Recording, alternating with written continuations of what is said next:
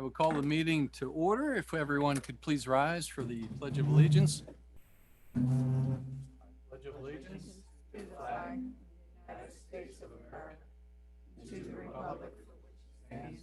One nation, under God, indivisible, with liberty and justice for all. It's been a while since we had a full house here. It's good to see everyone. Thank you for coming. Yes. Our first order of business, Commissioner Evans, do we have any opening comments? Couple, yeah. Welcome Welcome everyone. Thank you for joining us. We're all in this together. Just a reminder, only questions or statements regarding an agenda item will be entertained under citizens to be heard at the top of the meeting. All other matters will be recognized during public comment at the end of the meeting. The big news: Penn Medicine has reached a tentative agreement to purchase Brandywine Hospital from Tower Health. Wow, Penn Medicine. Yeah. The deal is expected to be finalized by the end of this year. While there are many details to be worked through and much still resides in the unknown, and there have been conflicting narratives, we do know this is great news for all of our neighbors in Western Chester County. According to Ken Mahoney, CEO of University of Pennsylvania Health Systems, the now empty Brandywine Hospital could serve as a replacement for the Coatesville VA, who would continue to operate independently from Penn, but use the Penn-owned facility. He added that Penn is not reopening inpatient beds at Brandywine, but dependent on required legislative changes in Harrisburg, they are interested in opening a freestanding emergency department there. And Penn's preliminary agreement to acquire Brandywine is not contingent on the Coatesville VA moving into the facility. House Rep Chrissy Houlihan said she is optimistic that in the future Brandywine Hospital will be used for the community and not just for veterans. This could have gone a lot of different ways, but we landed the best scenario for Cowan Township could have asked for, and Penn Medicine is coming to town. Next Friday, July 7th, we'll be here before you know it. Plan to enjoy another outdoor movie night hosted by Parks and Rec at Cal Municipal Park with the animated feature Puss in Boots: The Last Wish. Did someone say big fun for free? Plus, your free admission also includes free popcorn. Yeah. What a great way to hang with many of your neighbors, many of which you haven't even met. And again, did I mention it's all free? As most of you know, your Cowan Township Historical Commission was honored last week by the Chester County Historic Preservation Network for their accomplishments at preserving, promoting, and protecting Spackman Davis Farm. With great intentions, the township purchased over 129 acres and all its structures, with the caveat that the township would remain responsible caretakers and stewards of the land. But time and countless unfortunate circumstances got in the way. 3 years ago, the bank barn, quite possibly the best living example of a bank barn in the county, was near collapse. All structures were covered by invasive growth. The house was in deplorable condition, and it looked like that original investment might not pan out. Since then, your historical commission successfully lobbied for a new roof for the 1804 bank barn, with the loan payments being made by the farmer's rent, not taxes. Last year, a small portion of the paving budget was used to repair the driveway, so limited access could be provided to the public. And in the last couple of months, volunteers from the Historic and Parks and Rec Commissions have been working inside the farmhouse and other structures. They cleared out rooms full of junk, cleaned out decades of dirt and soot from fireplaces to reveal beautiful centuries-old stonework, scraped peeling plaster and paint from the ceilings and walls, cleaned floors, windows, polished stairs, railings, banisters, and mantels, removed ceiling fans that had melted, and replaced them with vintage lace fixtures found in upstairs closets. Thanks to their selfless determination, this township has saved thousands of dollars in much needed preservation work, and the farmhouse is nearly ready for prime time. It's been a group effort. The township has been gracious with allowing volunteers access, and Public Works has pitched in all across the board. On July 20th at 5 p.m., everyone will have the chance to experience the glory of Spackman Davis Farms past, present, and future. Don't miss the chance to be a part of this. Mark your calendars now for the Town Tour and Village Walk. Be there for the day Cown claims its place in the lexicon of Chester County history. And lastly, let's stop the hate. God, my hope is that one day soon we'll all learn to respect one another. We don't need to like each other, but a little respect goes a long way toward healing the world. So spread kindness, everyone. Anger, grudges, and resentment are not worth our time or energy. Compassion, empathy, peace, and love, these are what make the world go round. Thank you, Mark. All right, next on the agenda, citizens to be heard for agenda items. Do we have any citizens here? Yes, Dawn, come on up.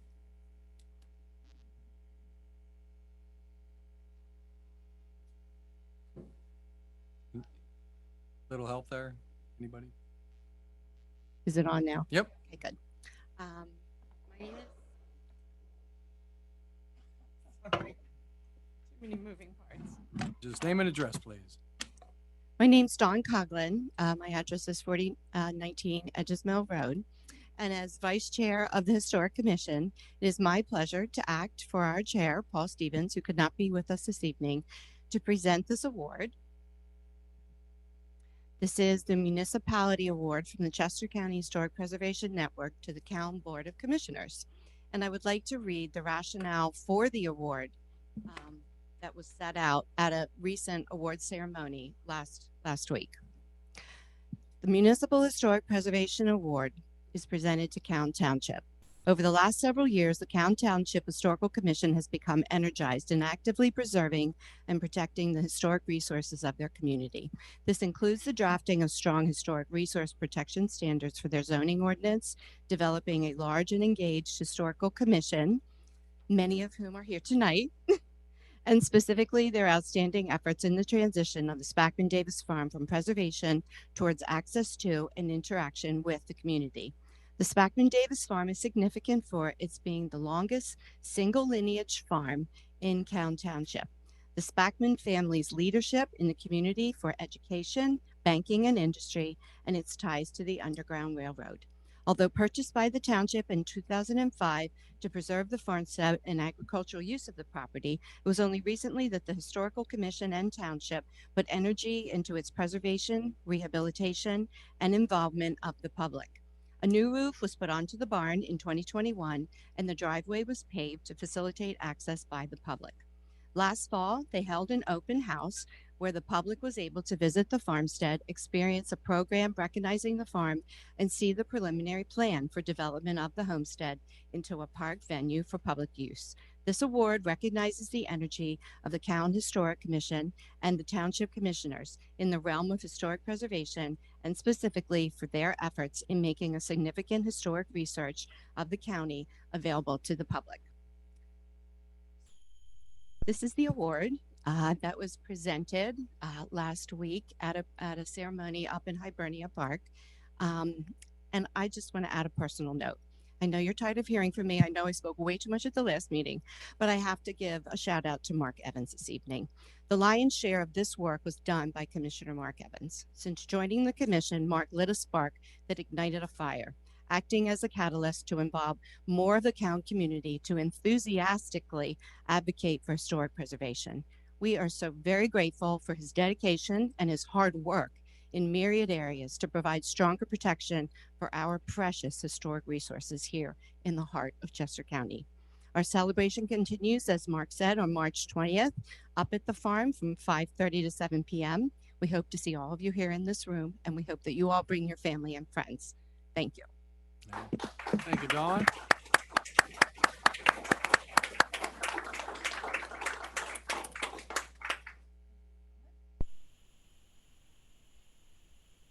Thank you.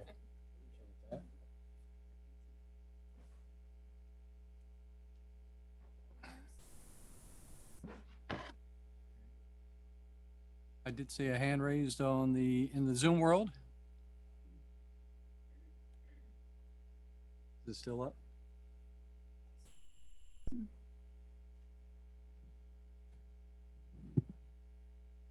Mr. DeYoung? Yes, Mark. Hello, everyone. It's Mark Young, 20 Beaver Run Road. It's great that everything is going well with Spackman Farms, but I've said this before at township meetings, and I guess I'll have to keep saying it. You're saying it was not paid for with taxpayer dollars. However, you're looking at it, no money came out of the tax fund or out of township funds for the barn, but no income then comes in from the farmer. So it is not really free to the taxpayers, and that's the perception that you're putting out there. And so instead of having income, you're having neutral. So there is a cost to the taxpayers, and that we should not continue to perpetuate that falsehood that it is not costing the taxpayers money. Thank you. All right. Thank you, Mark. I appreciate the comment there. Just to reiterate that, what we did is we dedicated the monies that we were receiving from the farmer to pay for that barn roof that we had redone. What is it, about 3 years now? Yeah. So technically, we're not using additional tax dollars from our residents to pay for that barn. We were allocating the money received from the farm itself. By the agreement of sale, when the township bought it, we were going to take care of it. So, Yeah, and somehow we need to take care of it. yeah, Yes. thanks. And was there another hand raised? That just caught the corner of my eye. Mr. DeYoung? I just wanted to reemphasize is that what we gave up was the income from the farm. So that income is not coming into the township as it used to be. And that is so you're forgiving income to the tax fund. To the No, farm. understood. I mean, I Understood think that. I think we should stop repeating that it doesn't cost the taxpayers money, because it does. In higher taxes, because we're using that income for a different reason. Well, Just- actually, that property, I mean, there was no reason for us to farm it out or make income off of it. So we're taking advantage of that income to put a roof on that barn, which was definitely needed. We're trying to. But the income's save been our coming in historical for, site. So I mean, either way you look at it, I mean, there's two ways of looking at it, Mark, and I understand that. So I appreciate the comment. Yes, we have Tony DeSario. Come on up.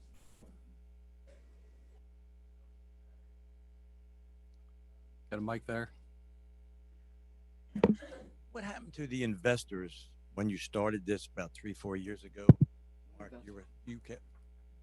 you were saying to people, people to invest in here and into the barn, the Spackman's farm. Well, we're hoping to do that one day, but we had to save the roof before we'd be able to get anyone to be interested. How many years that been? Tony, I suggest you wait 3 years and see what's happening there, because that land sat there since 2007, rotting. Watch what happens. You'll be happy from the income that starts generating. The barn business has slowed down. People's weddings and stuff. Now, I was with people that own 2 barns Saturday, and their business is off, and they're in Lancaster. Now, I've went to weddings in barns. They're nice. They're very nice. There's nothing, but you still don't have an investors. And everybody goes back to COVID. COVID did this, COVID did that. But you need investors. We do.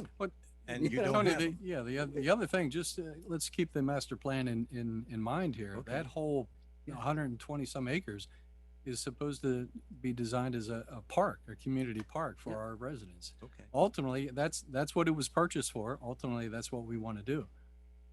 It's baby steps to get there. It's been sitting, since 2007, and we're just But moving still, forward. do you have any investors or Hey, anybody? Tony, you got a room full of people who spent fine. hours in there breathing in crap of their time for free.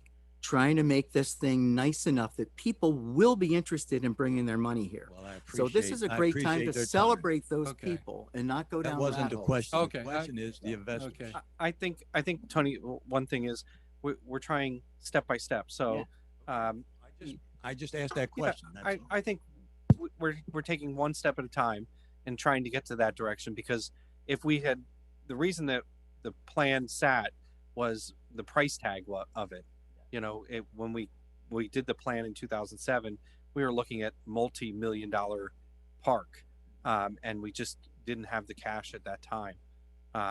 And so I think when Paul and I inserted the money into pave the driveway, that was step, number 2 after saving the barn roof. So step 3 is get people interested, and I think the town tour will do that. So I think we're trying to do it in baby steps instead of bite off the entire apple all in one bite. We're following the Bondsville Mill plan, which is get interest, get volunteers, and then get grant money. So we're moving ahead. There's a lot going on here. Question. It was investors. But I think that is step like 10, and we're on step 3. All right. Well, Yeah. thank you for your time, and thank you people for helping in the barn. Thank you, Tony. Thank you. Any other comments from residents? And let's move on to the agenda. There is one more. Oh, there is? Ms. Spalding? Hi. Yes, sir. This is such a huge step forward. I mean, an enormous step forward for Callan. I was one of the people who first started, not the nice word, but bitching about this a long time ago. The fact that Callan finally has been recognized by the county in one of their, round the county roundups of the best places to go is really a huge step forward to Callan. This is where we need to be. And yes, it will take time. And yes, it's going to take tax money. Quite frankly, at this point, I can't speak for everybody in the township, but dear God, that thing has sat there forever, and we are way ahead of where we were. If it takes more tax money to make it something more wonderful, then so be it. But I think Mark and Paul and Josh and all the people who worked so hard on this certainly deserve more than a round of applause. I cannot think of a single time in the township where anything like this has been, where Callan has been well thought of by the county and put into a program like this. So I think you deserve all the credit in the world. And yeah, it's going to take time, and it's going to go slower than we would like. I'd like it to, turn into something tomorrow. And yeah, I'll still prod you when I don't think you're going fast enough, but it's a huge step forward. I think, we need to not do what Callan is so good at doing, which is nibbling the good things down to nothing. So yeah, you did a great job, guys. Thank you, Cheryl. Thank you so Really much, appreciate Cheryl. that. Okay. Any other comments from residents?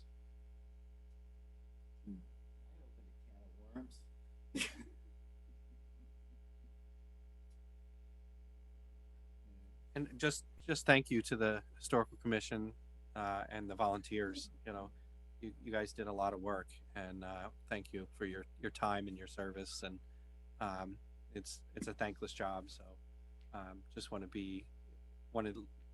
you to know that the board thanks you and appreciates your time and effort. Yes. Thank you.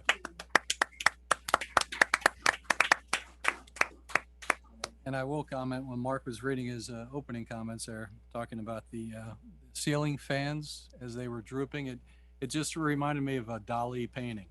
Yes. Yeah, I remember those. So thank you for all that work in there. All right, if no other public comment, I'll move on. Ms. Camp, what do we have? First thing is a request from Southdown Properties. Tim Towns is here on behalf of the developer. This is a request to extend the time frame that the applicant has to substantially complete the public improvements at a development that's been approved. So it's Hills of Thorndale Woods is a development plan that started many, many, many years ago. Ultimately received final land development approval from the board Under the Pennsylvania Municipalities Planning Code, what it does is it vests a plan for 5 years from the date of preliminary plan approval for the public improvements to be substantially completed. So the applicant had appeared before the board in 21 and asked for a extension of time. At that time, when they last were with the board, they did not have final plan approval. So at the time, they were asking for an extension for them to go ahead and pull everything together. There was outside agency permits. There was off-site easements that they needed. So the last time they appeared before the board, they had requested the extension of time. The board granted it until June of 2024. Now Mr. Towns has a buyer. Elm Street Development is, I believe, equitable owner of the property. They will be the developer of the property, and they will be partnering with Ryan Homes to be building the actual homes. So Mr. Towns sent a letter in on May 31st requesting that the board grant a further extension until July 1st of 2026. What this means, it doesn't mean the plan goes away, poof, at the end of that 5 years or the end of the extended time frame, which again was 2024. What it means is that if the developer has not substantially completed the improvements, you would have the right to go back and require them to comply with any changes that occurred in the ordinance. Ray and I were talking before the meeting. You're probably, and I'll have Tim obviously explain where they are and when they think they're going to start breaking ground, but you will have a development that there's construction going on. So it doesn't make a lot of sense not to grant an extension, to be quite honest, because then you're going to have this sort of weird thing of a development happening. It doesn't mean they can't, it's not the homes we're talking about. We're talking about the public improvements, the roads, the infrastructure, the stormwater, the sanitary sewer, that's what has to be substantially completed in that 5-year window. So I think it makes sense.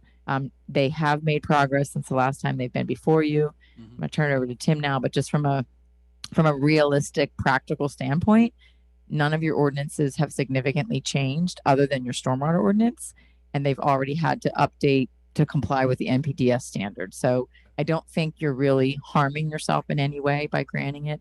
I think you're really allowing the development to go forward as it's been approved. So Tim, I don't know if you want to join in or mention, where you are and how quickly you think the sale will happen and whatnot. Good evening. It's been a while. Nice to see you. You as well. Yeah, in person, I guess. This is a little rough here. I'll leave it. Yeah. Is it on? Not, or it is? No. Yeah, I think it is. So as Kristen mentioned, there were some off-site right-of-ways, some easements with various adjoining property owners that we needed to acquire for sewer, road right-of-way for widening, and access and stormwater easement over on the west side of the property. Those have all been acquired, recorded, and they're in the hands of the township. So you all have all that now. All of the permits have been updated. We did receive a letter from the municipal authority engineer yesterday. We haven't seen one from Arrow yet, but I believe the plans are in full compliance now. The municipal authority letter said, they were, but he did ask that we shift the manhole to a center line of the road rather than in the center of the travel lane. So we can certainly comply with that. I have with me Mike Charlton with Elm Street Development. They are a development company that purchases ground, installs infrastructure way bigger than Southdown Properties. They work in Northern Virginia, Maryland, and are now focused on parts of Chester County and southeastern PA. They picked this site, want to get started as soon as we can get to closing with them. I'd like that to be tomorrow if things go well here tonight, but it'll be sometime hopefully within the next maybe 60 days. And then after that, they would like to get the plan recorded. We have been in and met with staff and Hal Engineering, who's done the engineering for us. The intent is to close with us, record the plan. They then want to come back and revisit the size of the units. What Ryan Homes wants to build is actually a little smaller than what we show on the plan. for the townhouse portion of the project. They're not asking for any additional units, but if the building is 120 feet long now, it might be 116 when we're done. So that would need to change because the meets and bounds on there are going to change. So they would just simply re-record a new subdivision plan that corrected those meets and bounds to actually reflect what they want to build. There's also some, I guess you might be best to explain this, but some desire to shift units. If there's a building of 6 units on one side of the street and that is a walk-up type unit, and there's 8 units on the other side, which is a walk-out, they might want to take 6, put it across the street, 8, so they have 8 walkouts, 6 walk-ups. That would all have to be reviewed by the engineer, code office, all that, and make sure that, you know, there's no additional disturbance or anything along those lines. But that would be something they want to undertake after they acquire the property and post the escrow. Did I say that right? Yeah, come on up to the mic so the folks in Zoom world can hear you. Michael Charlton with Elm Street Development. Welcome, Michael. And kind of what we're looking at there is you've kind of got right now pods of 20s and 24 foot where they're just all 20s in one section and all 24s in another. Because we're going to look at the street and that the topography you've got out there. You know the site is not flat. Mhm. So that's where we're looking at each of the product types is blending it in to try to minimize the environmental impact. And with the slightly smaller units, we'll have less impervious surface. So I think it's going to save us a little bit of money and also be better for the environment at the end of the day. But that's what we're trying to do by blending those two products together. And so when you go down the street as well, you won't just see one product again. You'll see blended product depending on how it fits in with the. Are you talking like a staggering? It'll be some staggering, but it's more of, you know, if the road's coming across a slope, Mhm. you've got a 3-story walkout on one side and a 3-story built into the slope that from the back of it looks like a 2-story. Okay. So it really just blends in with, like I said, the existing topography of the Okay. site better. But the road layout's going to stay the same, so it's just really shifting the units a little bit, and maybe some of the water house connections or the sewer house connections. But you know, from generally looking down from 20,000 feet, you're not going to be able to tell a difference. Commissioners, any questions? So the action item though that you're asking for is to extend the 5 years until what, July 1, 2026? And is that a date that Elm Street believes you'll have all of the public improvements completed? I think that's a reasonable substantially complete, because even if we started tomorrow, to get to substantially complete by the current date we'd have to have so much going on at once. I'm not sure that it's possible, because as I think everyone knows, there is some environmental cleanup on the site as well with arsenic due to a massive water line relocation. So it's really not feasible Mhm. to do the construction that's required by the time frame that is now in place. And when would you expect to have actual homes built, finished up? Hopefully by sometime next summer, we'd have the first home ready to go. Okay, and the overall development, final? I would expect it to take 3 to 4 years for full build out. Okay. All right. Commissioners, any other questions? I'll open it up to residents. Any questions from residents? It's located, you know where Bailey Station, South Callan Road. It's the old coal wharves. That are,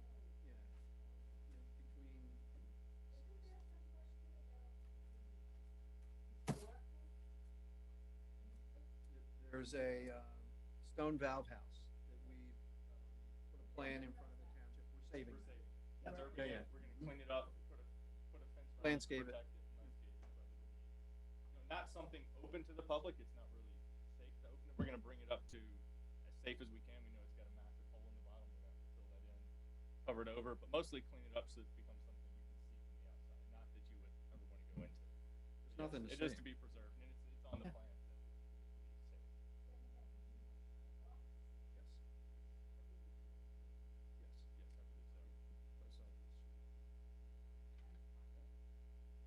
Yeah, there's traffic. Well, we're continuing what is Eggleston Boulevard that comes through the Bailey Station development that connects that to South County. No driveways, it's And there's strictly a- no units actually built on that extension. So we're building a road that's gonna have 0 people living on that road. So it'll just be a connector. And then we have streets that come off of that, which is where the actual units are. Ryan Holmes would be the one deciding that. I don't even wanna guess. I mean, it's at least a year before they go up on the market. All right, thank you for the questions.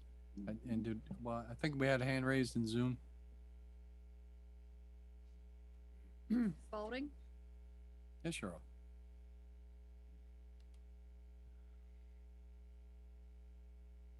You can't hear what he's saying.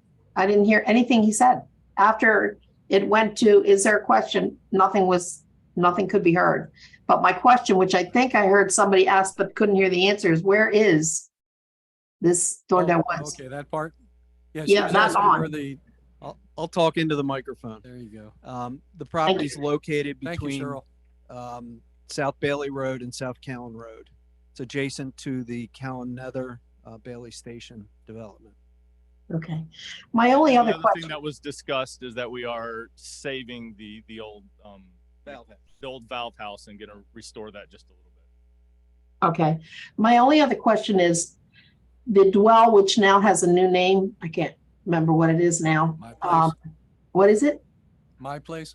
My Place. I know, they keep changing it. Okay. I'll call it Dwell because it's the only one everybody knows what you're talking about. I'm just curious about, with Dwell, you wound up with this big development approved long ago, came in later, and then first off, there are two things about it. They're all rental property. Is this all rental properties or are these for sale? These are for sale. Okay, that's good. Because Dwell is, I believe, all rental, correct? No.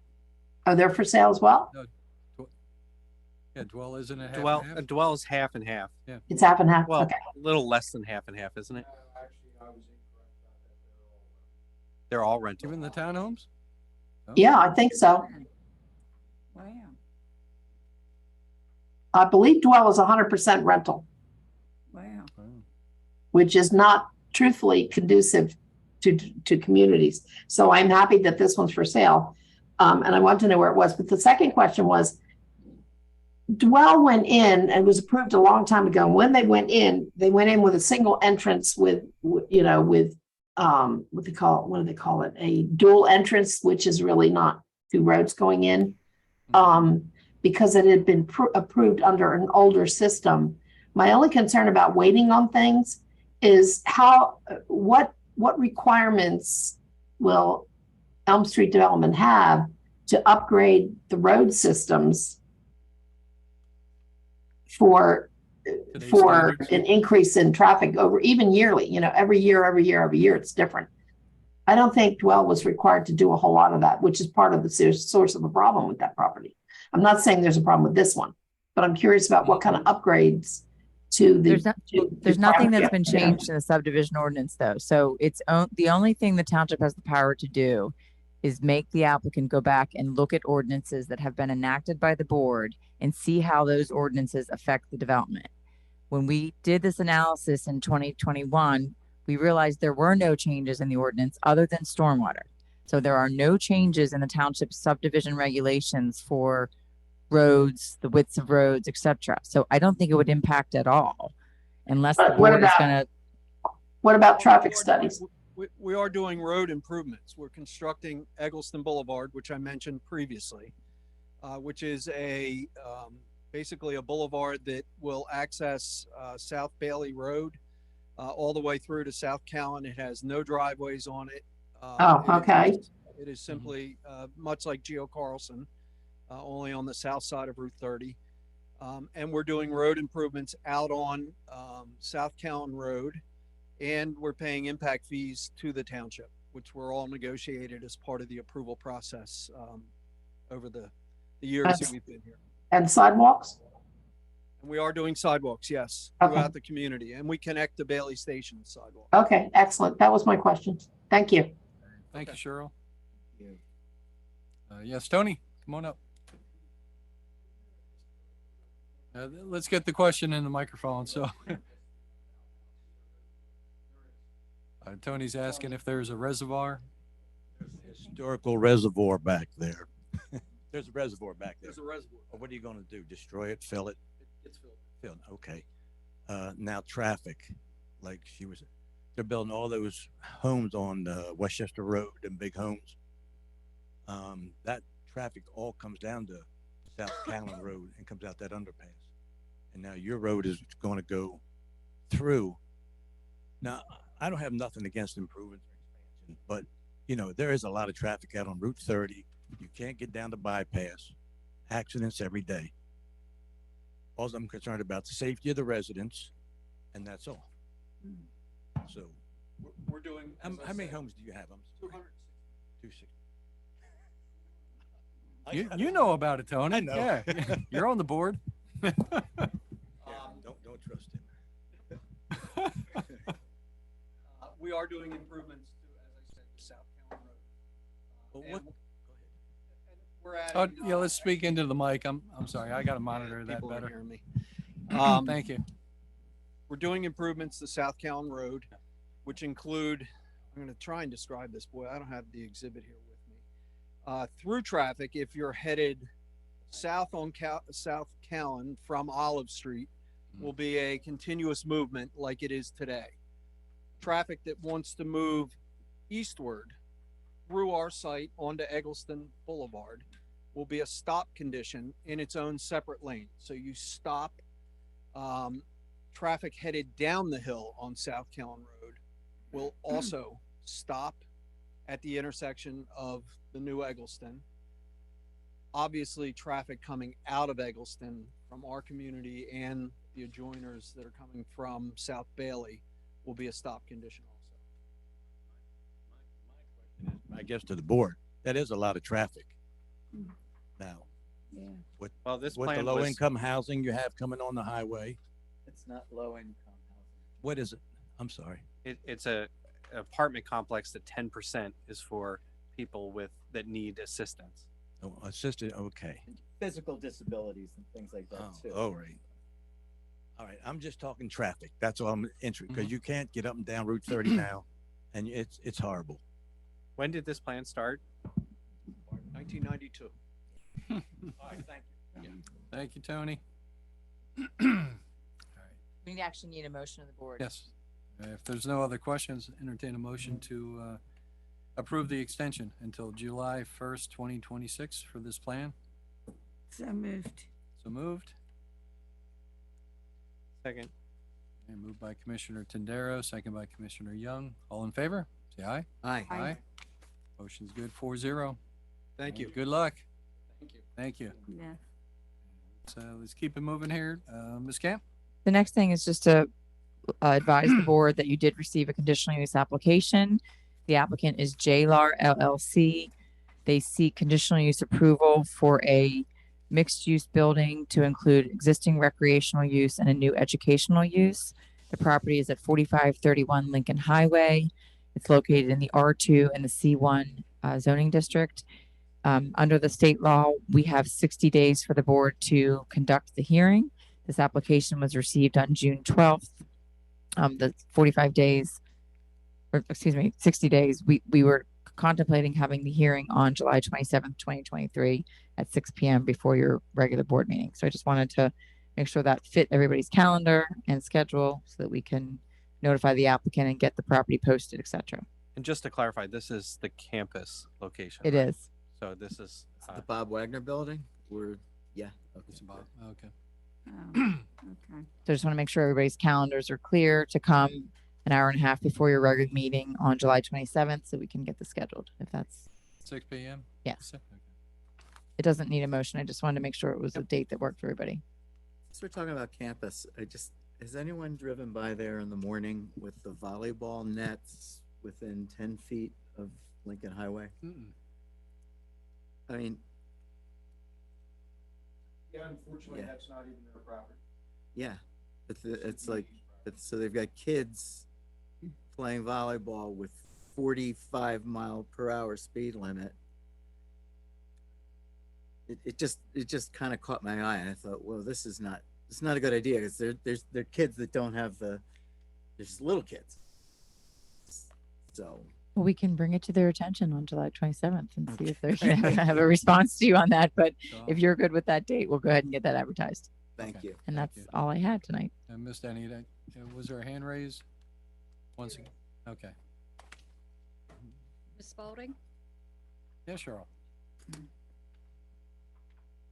I've brought this up before, and I certainly appreciate Josh explaining where this is, but could you please put on the agendas where these properties are? Nobody knows what 4531 Lincoln Highway means. It's irrelevant to 90% of the world. The minute you say the camp, I mean, give a corner, give something that tells people what the heck you're talking about. Because I can tell you that's meaningless to me, and it's meaningless to most of the people. I live near it. Just add something that provides people something that tells people where these things are. It's just, it's an ongoing request. I've always thought that was a good idea. Yeah, I mean, most of the A township, little more detail.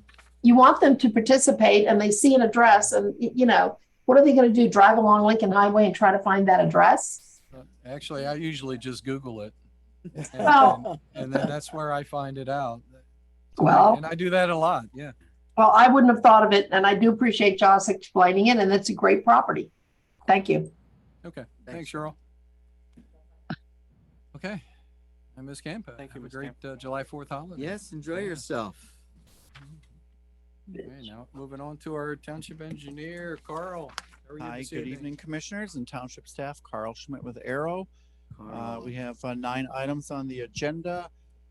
First Blow one, through them. Come on. yes, have some updates. Okay, so request for consideration of final payment application number 3. This is to KBC Construction. This is for $6,915. This is the work that was completed at North Bailey Road for the drainage improvements. Now, we did talk about this last board meeting in regards to approving the work. This is specifically for that payment amount.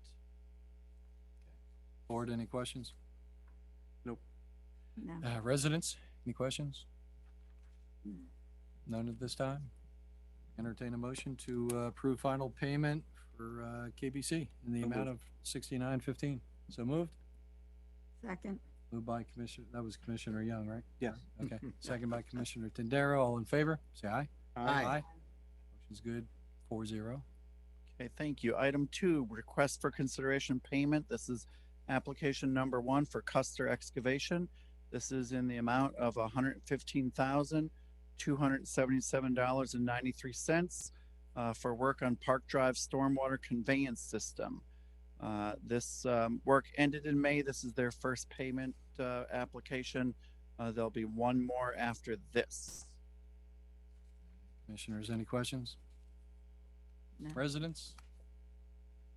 None at this time. All right.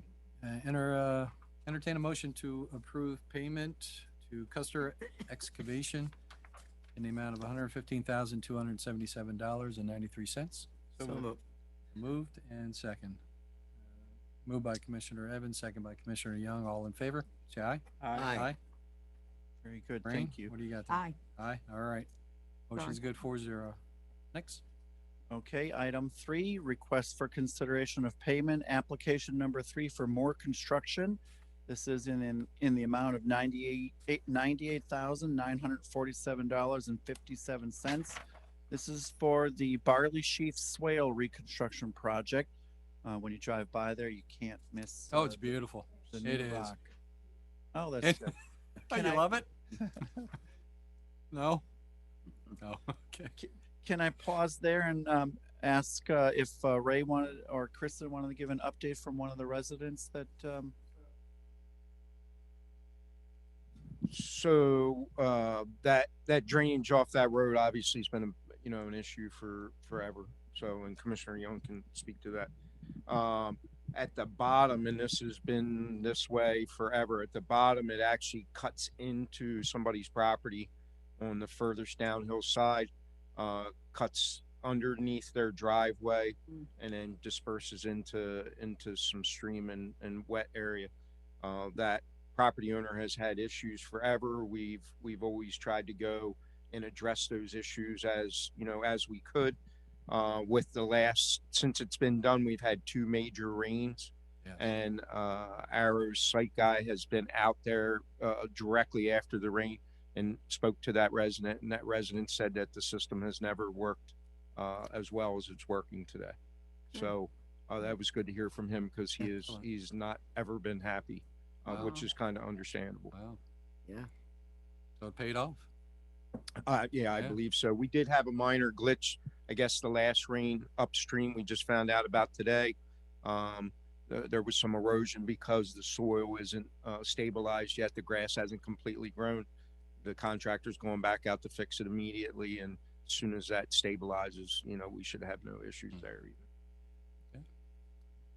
Thank you for that update. Yes, we have a hand raised. Come on over to the mic. Just name and address. My name is Hilaria Steele. Welcome. Thank you.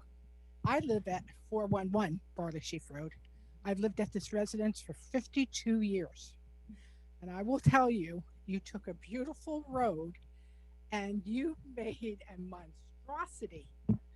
I wish I knew this engineer. And I'd like to ask each of you commissioners, have you been up there to see what you have done to our road with those gigantic boulders? I mean, gigantic. And Mr. Stackhouse, not to ask, was this house, is the house number, is it 515, or the people that are happy? Is this the house before where we have the water problem that comes down off of Barley Sheaf Road and under, or is it, I don't know, the new people, they have horse, it's the stone house? No, I forget the address, but it's where the drainage cuts off the road and goes down across their property. Is it the red house there? Yeah, The red house? I believe so, yeah. Oh, so the red house was helped by it, I would think so, Yes. yeah. that house. Because that has had a problem, but that major problem came when that addition was allowed to be put in, where they disturbed 150 years of soil, because that's when our problems came, where we had French drains and now our backyard is flooded all the time. But anyhow, going back to that, I guess my question is, how did it come that you had to knock down all those trees and now you've done that, and now these gigantic boulders? 52 years. I've been there a long time. I've never seen like a major flood. I mean, to me, it makes me feel like there's a dam on the top of Barley Sheaf Road that I'm waiting to become, you know, that's going to turn out that it's going to flood the entire area. But one thing I do have to ask you, and this is a major concern, there are cars, and I don't know how many of you know this. I don't know, Mr. Young, how many times you come down Barley Sheaf Road. But I will tell you, the other day in my 52 years, I've never had a car actually coming down Barley Sheaf Road past another car. I was coming up. This is the traffic that we have. But what I want to say is there's school buses, tractor trailers, ambulance, police cars, fire trucks, everything's been going up and down our road. But I will say, if there is an accident and a car would ever flip right now, what you have done in the past, if the car flipped over, it would only hit mud and dirt. If that car flips over now, it's going to hit boulders and the people are going to be killed. So my next question to this township, are you going to put some type of guardrail, a guide rail to protect cars from that happening? I'm concerned because what if somebody comes down that road and it's going to pass coming down that hill, and where am I going to go? I'm going to have to go off the road so I'm not killed. But maybe I'm not going to be in a face-to-face accident, but now my car is going to roll in and I could have major damage, not so much to my car, but to my body, because I'm going to hit these boulders. So I do ask, was there any concern or thought about that? I can address, Yeah, Carl, I think one of the comments or one of the concerns why we did this work is because it was eroding our roads. and you would have had a more serious issue. So if you want to start with that, and also with the traffic, if that was a recent issue, it might have been because we had 322 closed. If it's always happening. Mhm. And not just, okay, okay. Mhm.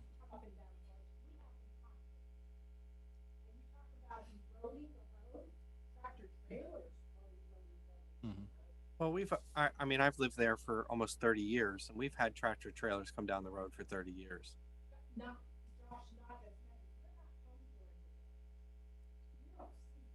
Well, I mean, when we had to repave it, it was mostly because the trucks coming down the road were rippling the road when we repaved it. Well, I mean, that is something that the engineers decide when they pave the road. That's not something that a commissioner decides. Carl, you want to add to this? Sure. It's a lot of good questions. So what I can do is address the swale itself, the stone. Just make a point on how we come to the point of that rock size. But I might have to defer then on the guide rails and looking into that with the township. I understand historically that swale was pretty much the same depth and width. We didn't do any excavation work to change the width or the depth or make it encroach the road anymore. Further, it was selected to be worked on by the township because there were other kind of Band-Aid fixes in the past, and some rock was put in, geotextile was put in underneath, and it keeps kind of eroding away, and the water that's coming in upstream in the culverts as it passes through this particular reach of the swale was eroding and moving rocks downstream and scouring and causing some trouble. So when the drainage is looked at and the surface area that contributes runoff to a point, that's how you calculate a volume. The volume going through that particular swale calculates like a speed of the flow, like a velocity.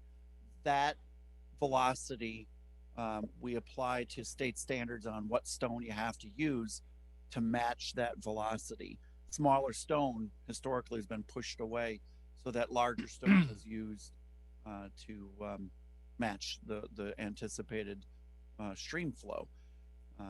It's knocking out the soil, it's slowing down the water, so it's performing thus far in these rain events. But the stone is more stone on the side slopes of the channel and certainly more visible. Things in the past might not have been installed all the way up the slopes.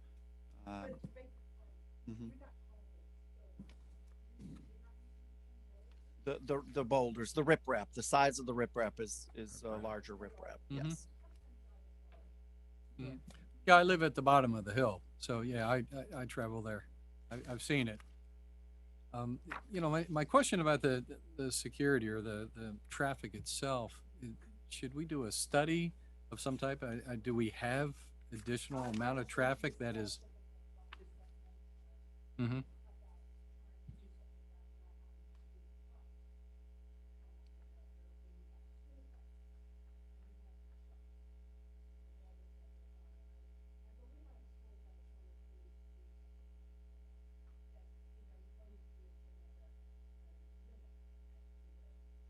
Oh, weight limit? Yeah. Mm-hmm. Mm-hmm. You know, we've got a weight limit on the Gardner Bridge, the Lloyd Avenue Bridge, and the tractor trailers I see going over that, I am quite sure are way more than the weight limit. What's the speed limit out there on Barley Street? 25. Yeah, 25. 25. They did put that stop sign on the way up.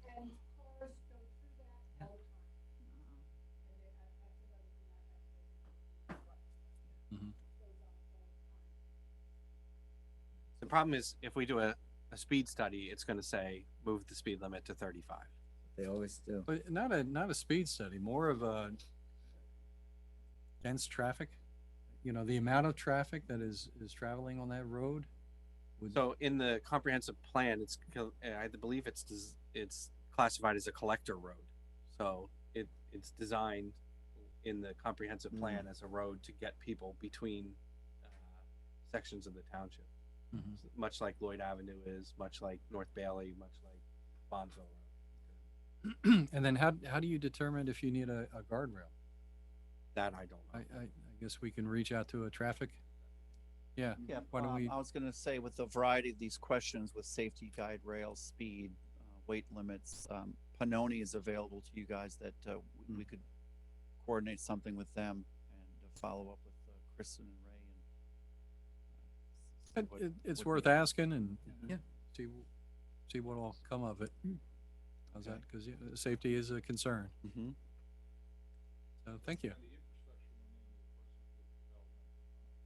Oh, yeah.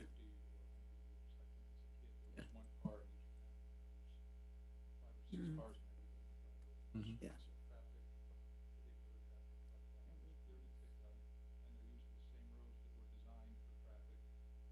Yeah. Yeah. All right. Okay. Oh, thank you. Appreciate the comments. Thank you. All right, Carl. So for item 4, that's what we're talking, well, Three. yeah, Three? Three. That's Three. 3 on the swale. All right, any other, If you any would other consider a comments? motion. All right, commissioners, if not, entertain a motion to approve payment to Moore Construction in the amount of $98,947.57 for Barley Sheaf Swale. So moved. Moved. Second. Moved by Commissioner Tendero, second by Commissioner Young. All in favor, say aye. Aye. All right, motion's good, 4-0. Next. Thank you. Item 4, request for consideration of payment application number 3 for Moore Construction. This is in the amount of $26,125. This is for the North Barley Sheaf Culvert construction project. The work ended in April. This is their last payment before retainage. Okay, these are the culverts for the driveways? This was a culvert reconstruction.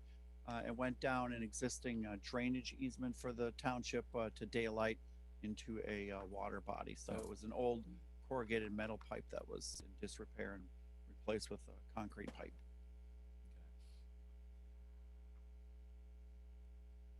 North Barley Sheaf, okay. All right, commissioners, any questions? Residents? Zoom world? Entertain a motion to approve payment to Moore Construction for the North Bailey Sheaf Culvert Reconstruction Project. So moved. Second. Moved by Commissioner Young, second by Commissioner Evans. All in favor? Say aye. Aye. Aye. Aye. Motion's good, 4-0. Next. Thank you. All right, item 5, request for consideration to approve. This is a bit of a change order. It's just increase in some quantities in approved bid item line items. This is for South Lloyd Avenue drainage improvements. The request is for $14,365. The line items, we ran into some soft soils. The line items that increased was a little further excavation to remove the soft soils, and then we replaced with rock. Commissioners, any questions? How does that affect the planned expense on that? It was a little bit over the estimated costs from the bids, but I'm going to ask for Kristen's input on the overall township budget. I didn't know if that was impacting the overall budget. So the bids came in lower than what we had budgeted. Mm-hmm. That doesn't mean that we still want to get slammed with change orders. Mm-hmm. So we are under the projected budget, but now we'll be over the bid budget. Over the bid, okay. No problem there. I just love your comment there. The soils were soft and of clayey nature. Clayey. That's like a that. technical term. All right, commissioners, any questions on this? Residents? None at this time? A hand up. Oh, we do? Have a hand? Mr. DeYoung, Yes, Mark. Hello, everyone. my question is that if the company that got the low bid comes in, underestimates his job, why are we responsible for paying that? Just, they can come in with a low bid, then come back and ask for more money later because they found soft soil.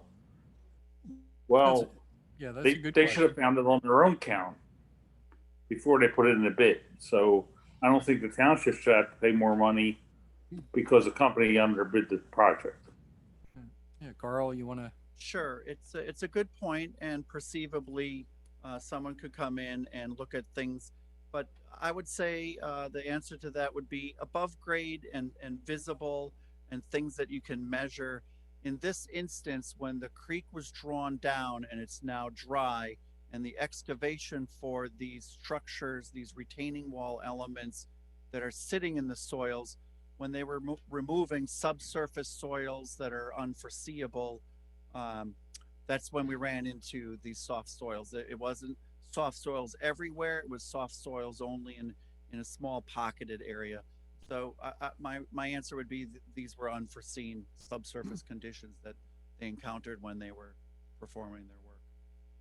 Okay, here, just a follow-up question. This company has been in the business for a long time doing this. There shouldn't be unforeseen circumstances that the township is responsible for. If they come in and they end up with a loss on the project, that's on them. It should not fall on the taxpayers' account township. In any, you look at a project to do, you have to, I'm sure they have tons of experience. So they understand there might be soft soil under there or other things. So to come back later and put, a hand out for more money, that falls on them, not on the township. Okay, good point there, Mark. I appreciate that. I would like to actually, besides a good point, I would like to actually say no to asking the board to say no to this advance or this payment. That's what, I come to these meetings and I say things, and I get responses like good point, but we don't actually take action to say no to it. And that's what we should do in this case. We should say no. You bid, this is what we paid for it, agreed to pay for it, we're paying that money, and you complete the project. Take action. And we accept your recommendation there. However, I don't think the board would say no to this, only because you just don't know about these jobs. I mean, I know, in the sewer end of it, they go in, they start drilling, they find out they're it's just rock under the ground. They couldn't what's the word I'm looking for? Anticipate that. Right. So, and there's a lot of clauses in these contracts that state if it's an unforeseen item that they're dealing with, there will be a change order. So, and Carl, as far as the cost here, is it acceptable? Yeah, those are, Mr. DeYoung, those are valid points again, and it's worth mentioning that as representatives of the township, our job is to basically beat back the overreach when they ask for $30,000 in changes, and then we point out to them, no, you worked a half a day over here and you only went down 6 inches. So when the contractor does ask for things that are unreasonable, in this instance, it did apply that they were asking for like 3 feet of excavation and they only did about 1 foot of excavation. We do have line items in the bid form labeled contingency. We have a couple projects coming up soon. A rock is a good example for Reed Street. We have deep manholes. So there's a little less cost done in the beginning. We don't do a lot of geotechnical drilling. We don't run up a cost in the beginning to drill holes and be sure of some of these things. And we do a lot for some contingency line items. But in this case, it ran over on the excavation in the zone. And there have been circumstances where, the contractors have eaten the cost, and because we fought back, especially in the sewer end of it. Tony knows all about this.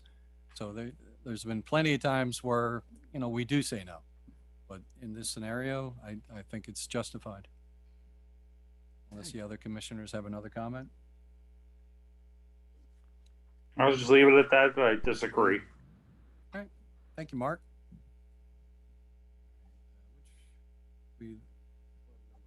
Number 5, all right, thanks. Any other comments? Entertain a motion to approve the change order for which company?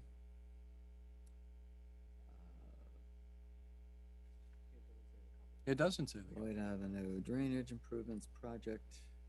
Well, just, yeah, the change order for the South Lloyd Avenue Drainage Improvement Project in the amount of $14,365. So moved. Moved. Second. Moved by Commissioner Young, second by Commissioner Evans. All in favor? Say aye. Aye. Aye. Aye. Next. Thank you. Item 6, last request for an invoice. This is consideration for payment application number 2 to Lobar. They're the ones working on your municipal bridge. This pay app is for $338,849.33. This is pay app 2, and the total budget is $840,000. This brings us to about half the requests of the budget, and the bridge is a little bit beyond halfway done now. Okay. Looking good. It is looking good. We had it stained recently, and I understand the bypass pump for the stream, the staining's done, the riprap has been put into place. They're anticipating removing that pump tomorrow, so the stream will start flowing again. It's exciting. Commissioners, any questions on this? No. Residents, any questions on the bridge? I think I did read somewhere they're estimating to have it finished by August 3rd. Yes, that's the next line item. Next one? I'll Okay. talk to Maybe you. that's why I read it. Very good. Getting ahead of myself. All right, entertain a motion to approve payment for application number 2. So moved. There you go. So moved. Second. Moved by Commissioner Evans, second and third by Commissioner Tendero and Young. All in favor? Say aye. Aye. Aye. Aye. Motion's good, 4-0. And Very good. approve for the extension. Okay, Yes, that's why I item read it. 7. Do you want to take it from here? Yeah, there you go. There you go. Uh, This is a request for an extension as we meet with the township weekly. We have construction meetings every other week. Now, when PICO was a little bit delayed in the beginning, moving the lines, that did impact the overall schedule.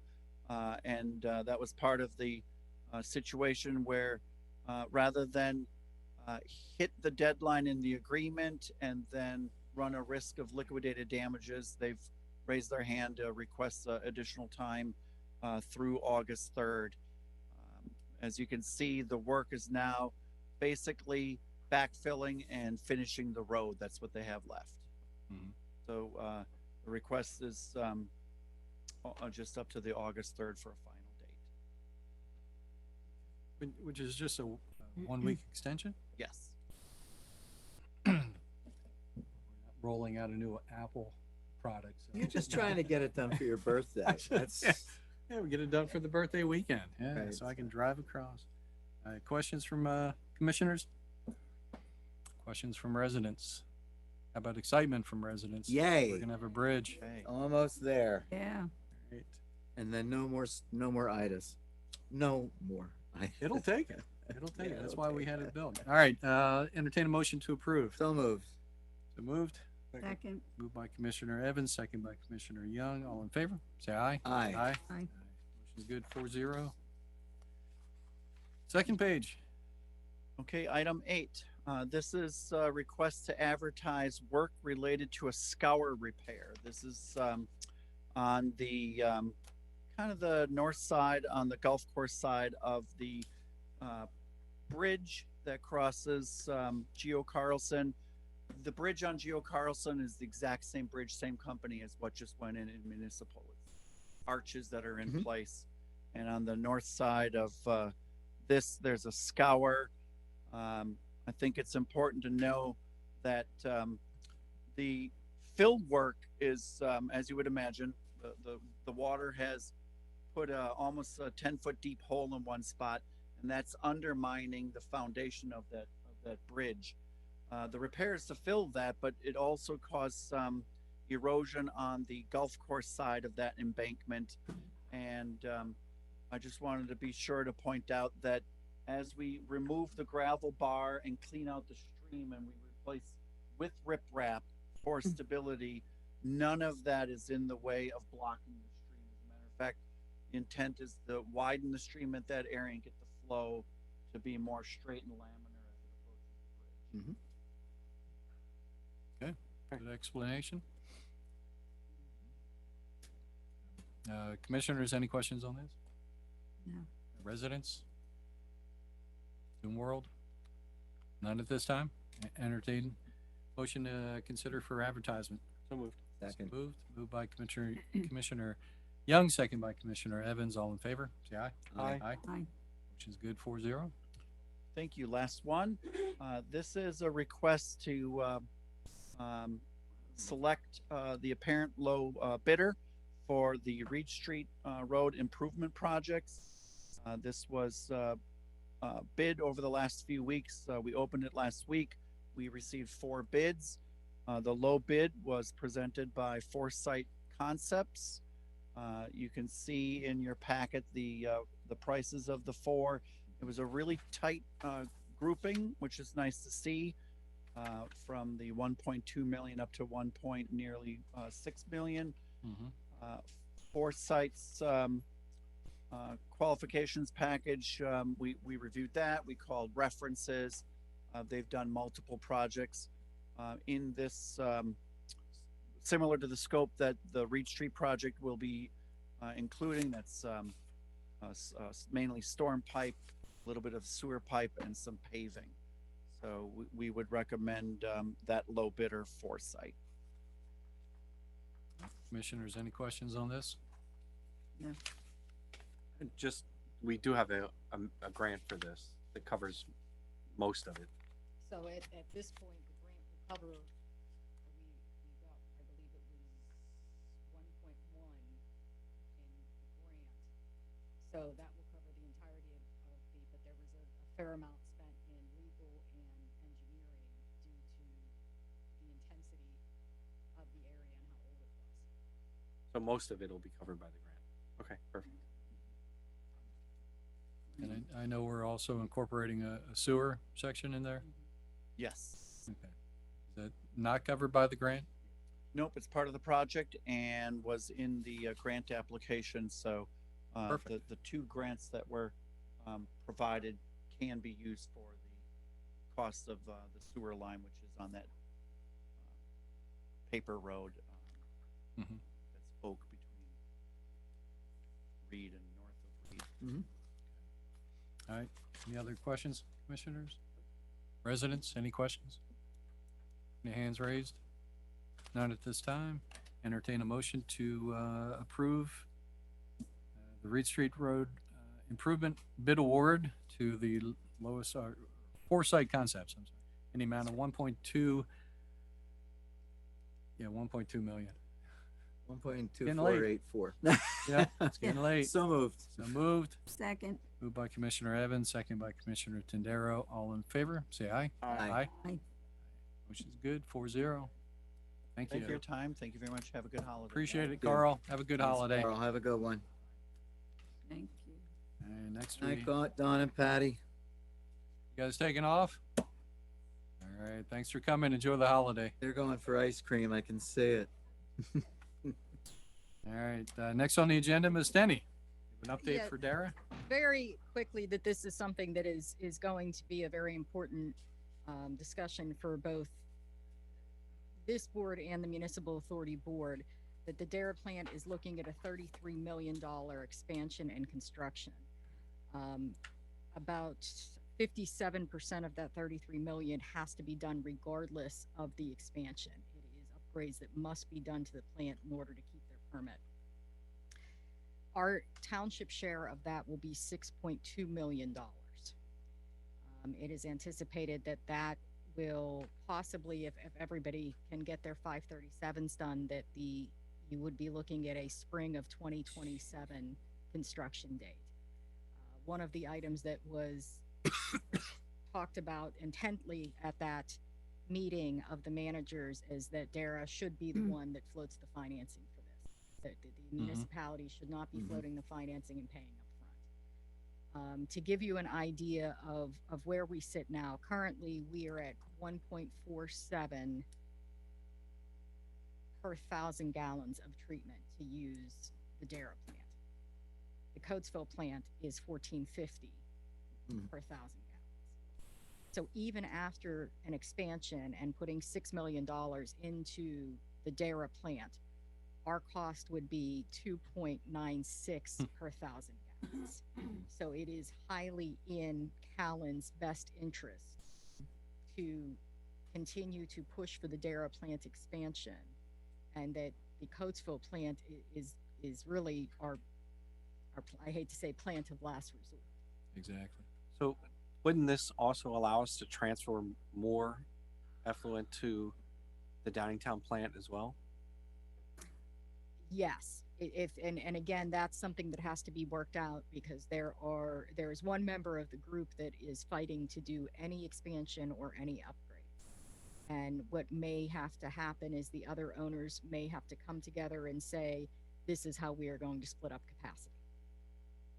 So those details are yet to be discussed. Our Act 537 has been updated. We have been pushing for this for the past 4 years. And I was dismayed that upon coming to the meeting of the managers, that the 537s still have not been updated. This is something that needs to crucially stay at the forefront, because it would absolutely cripple home prices if we lost the access and had to pump everything down to Coatesville at $14.50 per 1,000 gallons.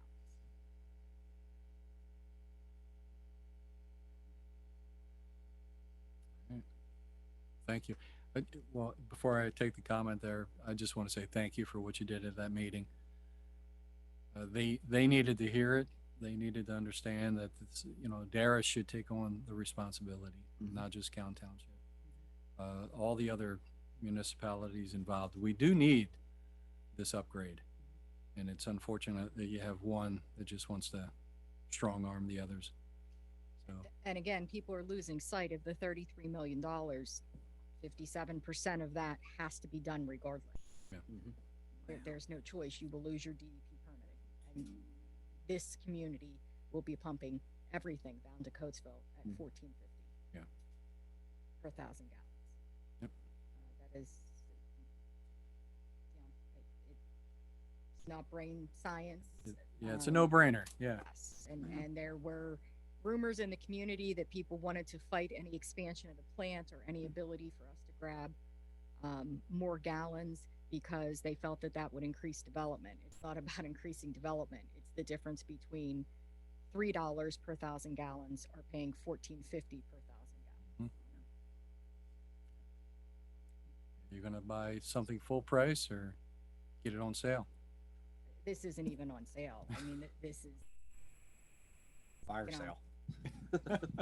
It really, it's not even comparable. Yeah, discount rack. And when you look at, the cost of where we're at currently at 1.47 per 1,000, to have $6 million in upgrades and know that we have the expansion and the permits and everything that we need for the future here, another $1.30 really is a pretty small price to pay for that. Stupid question. With DARA, what prohibits them from majorly jacking up their per gallon price? Because we're part owners. Right. So That's the answer I wanted. Yeah. There's 5 votes on the DARA board. Right. And each municipality is a veto. So beautiful. Which is the problem. That we are in is that one of the municipalities is threatening to veto at the cost of the other 4. Yeah, kind of like we're a nonprofit. Yeah. We're just doing it to serve our communities, but sending it over to Coatesville, it's for profit. It's for profit. Simple terms. yeah, I mean, I served on the DARA board for 5 years, and we weren't looking to make any profit. We were looking to cover the costs of the plant. For whatever reason, they are a municipal authority, but they're very debt averse.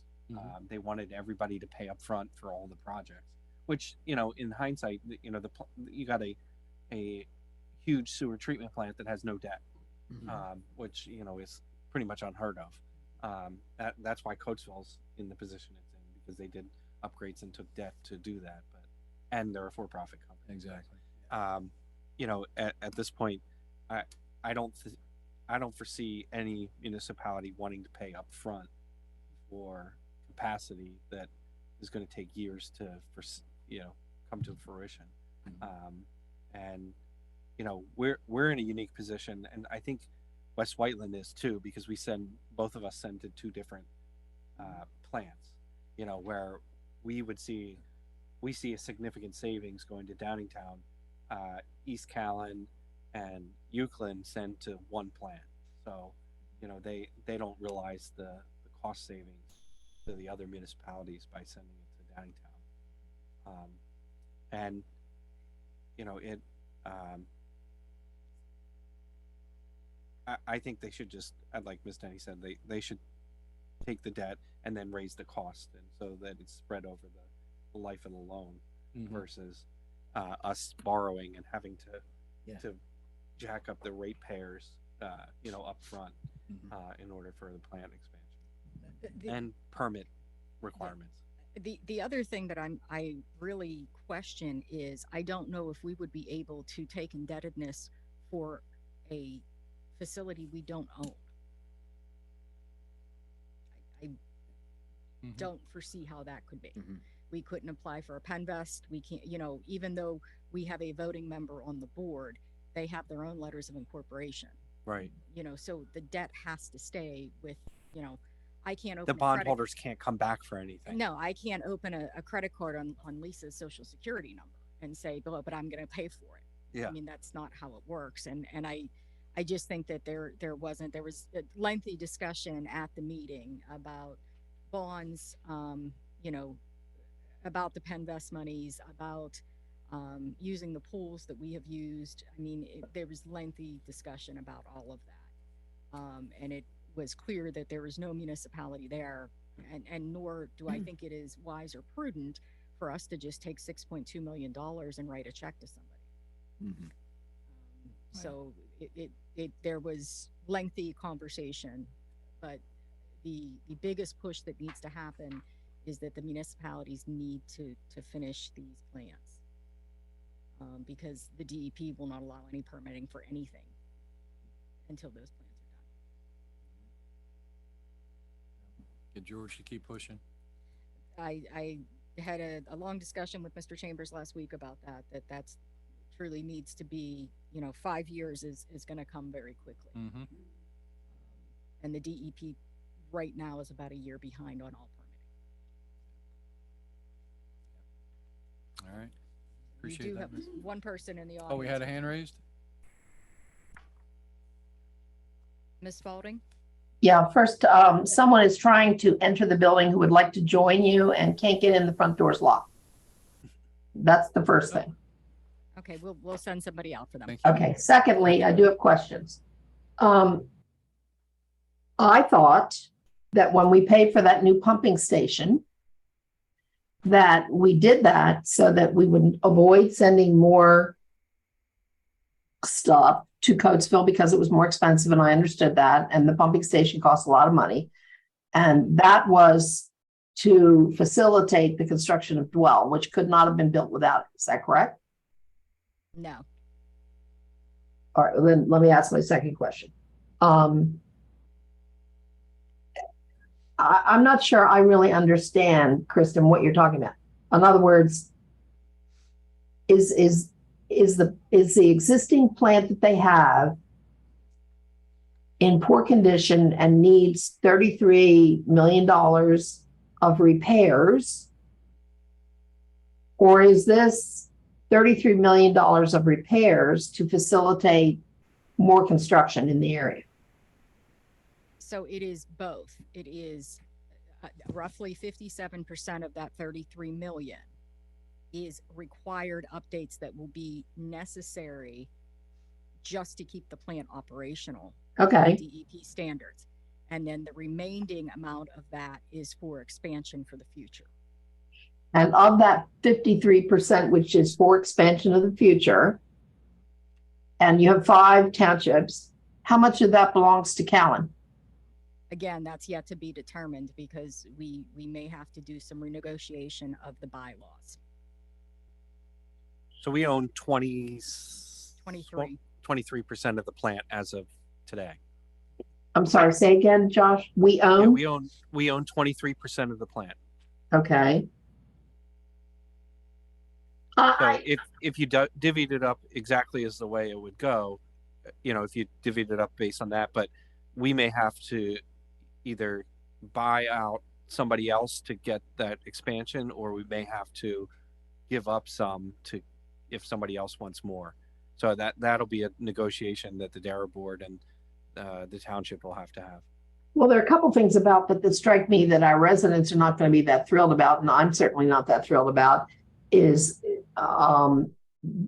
continuing to facilitate expansions of construction. In reality, we don't have a lot of left. We have hardly any land left to build on. I don't But know. Mrs. Spalding, if we do this, we can send more effluent to Downingtown, which would save people money. How much of our effluent goes to Coatesville now? I'm not sure on the Coatesville side, but that's one of the things the pumping station can do is you can set it to trigger at a certain amount. Currently, once it reaches the capacity at DARA, it turns on and pumps everything to Coatesville. And if you increase the amount that's at DARA, then you can move that trigger point and pump more to DARA at $3 a gallon versus $14 a gallon. And there's no particular contract with Coatesville for a minimum amount that they must have? Not that I'm aware of. No.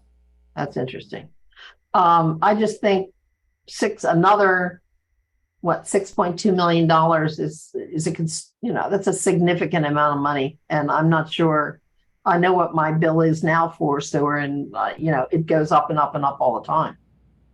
What township is the holdout? East County, I believe. Yes. Okay. Yeah. All right. I just think, I don't know. I think you need more details and to tell more details, because I'm not sold that that's a great idea yet. I'm not against it, but I don't think I'm not supportive until I know more than you're saying so far, for what it's worth. And I think these were just initial conversations to get everybody on the same page. Yeah. Okay. All right. Thank you. Thank you, Thanks, Cheryl. Cheryl. Hey, Miss Denny. Oh. No. Oh, okay. Nothing else on the update? No, nothing at this time. Okay, let's move on. We have a couple ordinance and resolutions for consideration. First one, establishing guidelines for the use and operation of mobile food facilities within a township. It was tabled from last meeting. So I needed a motion to untable it if we so desire to discuss it right now. I'd be more than happy to skip it till next meeting if you want. Let's do that. Is it important? Leave it. Is it important? That's up to Mr. Stackhouse. Ray, do we need it right away? No, I wouldn't say that. I mean, just be aware that, we're allowing them to operate, basically without any real guidelines, but it certainly can wait. 2 more weeks? I'm just trying to get through this Yep. agenda. Miss Denny, have a good weekend. Appreciate it. And that's the second one. Okay, so they're both tabled. Let's just leave it at that. We'll bring it up at the next meeting. Minutes to approve for June 8th Board of Commissioner meeting. Questions? Second. Hey. Moved by Commissioner Young, second by Commissioner Evans. All in favor, say aye. Aye. Aye. Motion's good, 4-0. Acknowledgement of the Planning Commission minutes received moved. from April 18th. So moved. Second. Moved by Commissioner Young, second Commissioner Evans, second by Commissioner Young. All in favor, say aye. Aye. Aye. And motion's good, 4-0. Finance Department. Ms. Swan. Much happening right now. Just a reminder, real estate taxes, last payment for face value is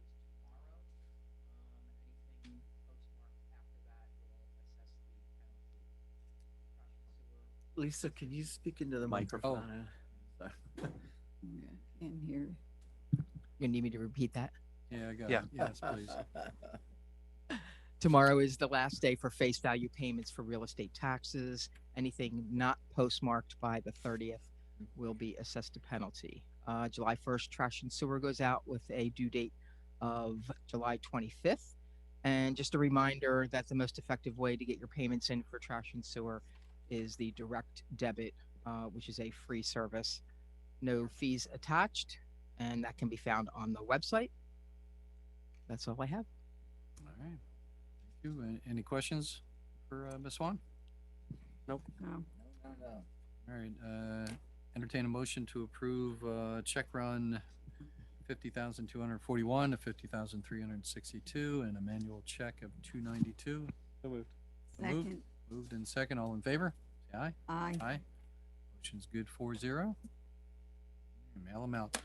Meat and potatoes of the meeting, director's report. We have the police chief first. Good evening, everyone. Good evening, chief. Chief. I'll be pretty brief. Three cadets that we sponsored through academy training graduated 2 weeks ago. Great. Yeah.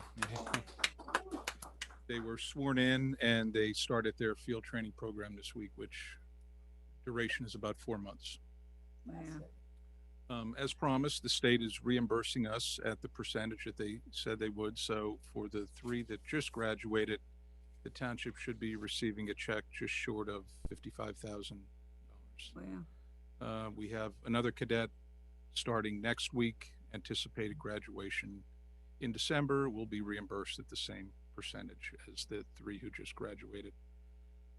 We took possession of 1 replacement vehicle this week, another one within the next 2 weeks. Those vehicles were ordered last August. Fortunately, we had a grant through the State Department of Community and Economic Development in the amount of $75,000. And between that and the money that we got for both vehicles that were decommissioned, that paid for them in full without the need for any financing. So wow, that's a good thing. That's all I have, unless you have any questions. Just one question. Where does that put us then with the complement of officers? So if no one leaves, when the cadet that starts training next week graduates in December, we should be at the authorized complement currently. Okay. Right. She asked how many is How there? many officers? 20.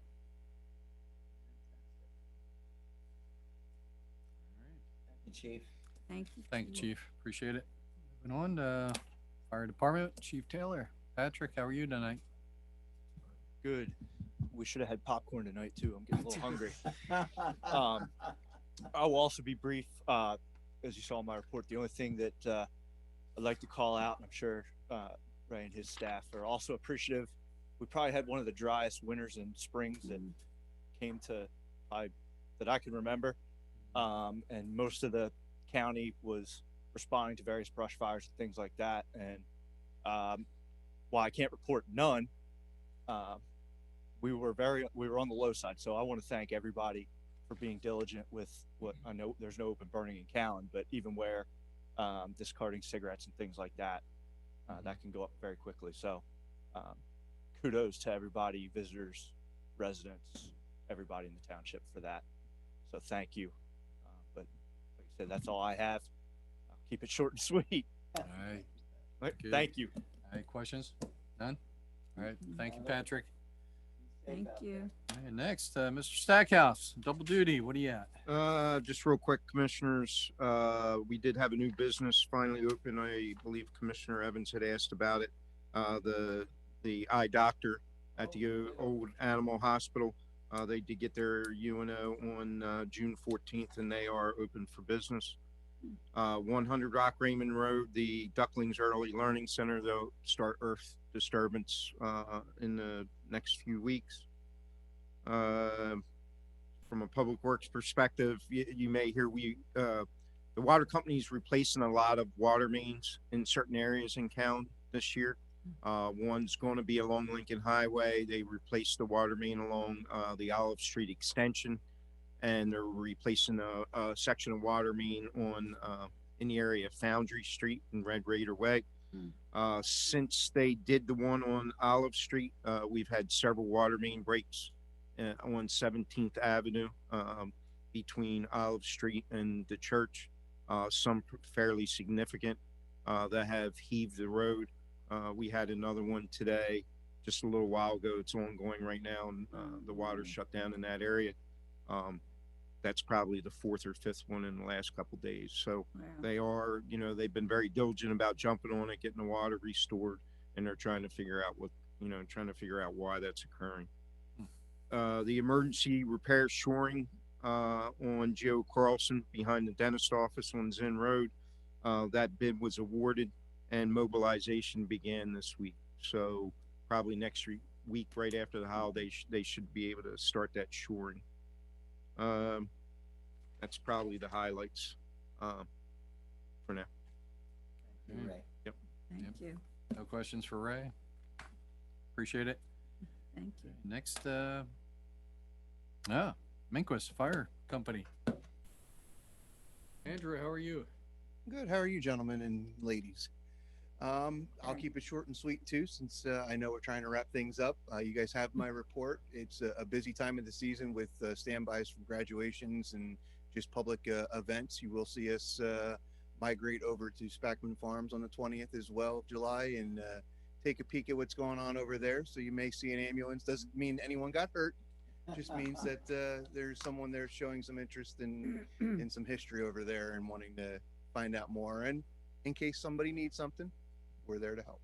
You reserved a parking spot. Thank you. That's all I have. All right, Andrew, thank you so much. All right. Thank you. Golf course, Nicole. Where's Nicole? Oh, there you are. You're hiding in the back there. All right, give us some great news. You've been dying for that rain, and it showed up. Yes, we finally got some rain. Like Chief Taylor said, it was a very dry spring. The National Weather Service said it was the driest May on record. So that was fun. We were scrambling. Everyone worked extremely hard. I'm very proud of our team at the golf course. We minimized as much damage as we could, and we had 125 golfers a day in May, which led to revenues 123,522, a 13% increase over last May. And a 26% increase in rounds of golf over last May. And the main reason it's not higher is because we don't have enough carts. So we run out of carts pretty regularly. But we have them on order. We're just waiting. We're just waiting for them to arrive. When are we expecting them? Well, it was mid-year, right? I started in April, and they told me May, and then they told me June. I think it's July now. It's summer. But I think it's still 2023. It is. Sure hope. I think. So, yeah, I mean, everyone looks forward to continuing this momentum through the year. We have a bunch of outings, 5 outings in the next 4 months, including the Junior PGA in September, which is exciting. Wow. We have a bunch of youth events, junior golf events coming as well, which is exciting. That's what we want, especially for the local kids. So, that's it, I think. How about timely rains in June so far. How about the sprinkler system? Where are we with that? That part stuff ordered? So, the sprinkler system is what it is right now. There hasn't been any changes to it. I have the new computer. I have the new sprinklers. I have all the new stuff that we got with our capital purchase. I don't have time to install any of it yet. Trying to make time. I'm also having their tech is actually coming out to do the install with us good. and do the on-site training, and that's going to take half a day. So once they're ready to do that for us, we'll get it done. But now the ground is softer, so I can start digging holes Good. and putting the new sprinklers in. Mm. So that'll be nice. That'll start after the holiday. We anticipate a very busy weekend, and hopefully we'll sell lots of hot dogs.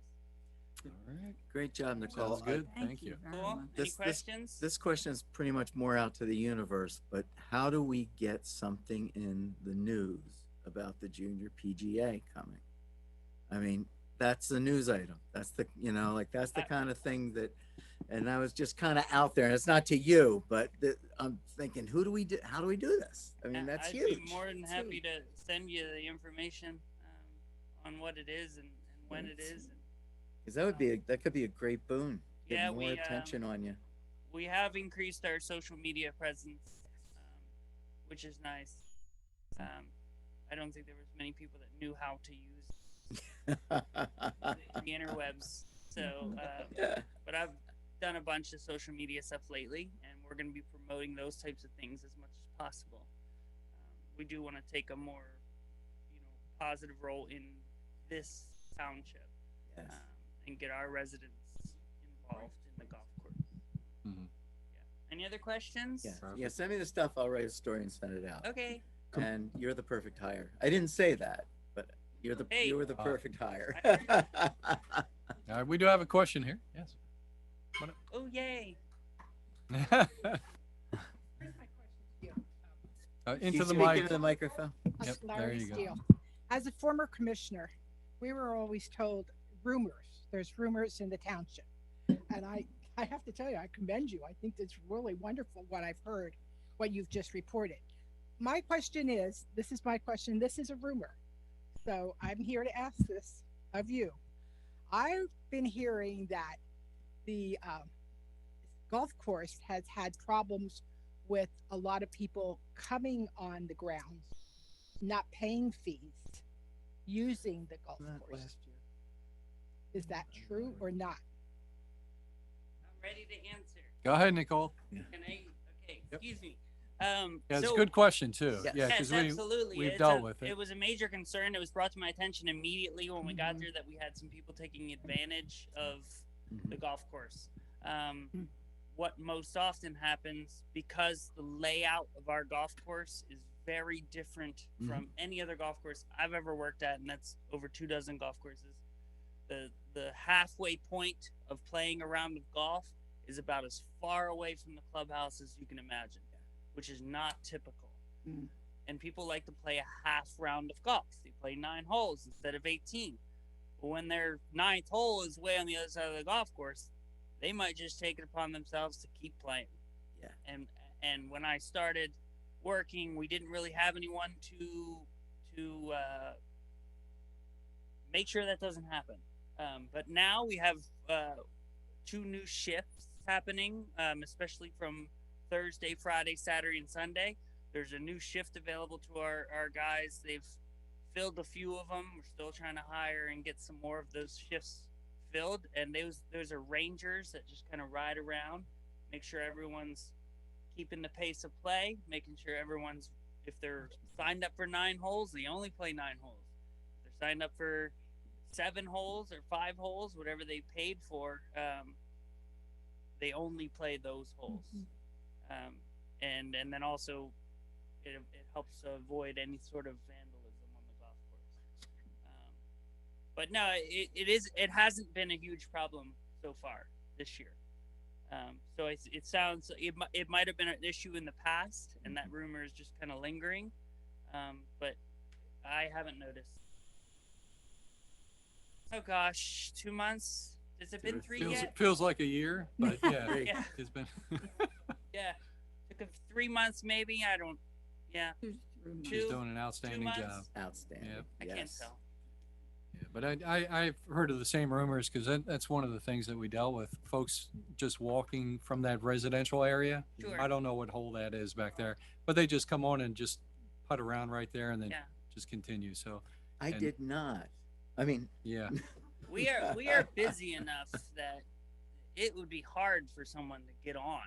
Yeah. We're wall to wall golf. Wow.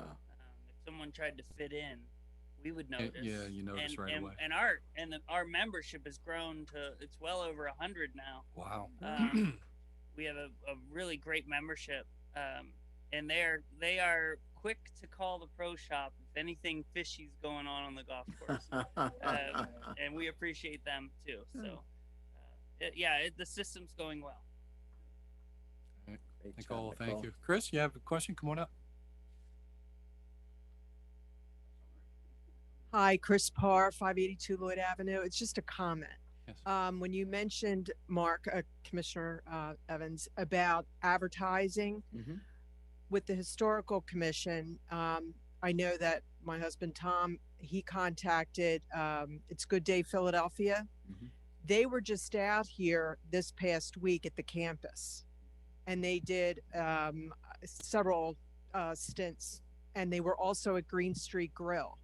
So I think it would be great if we could promote something like that.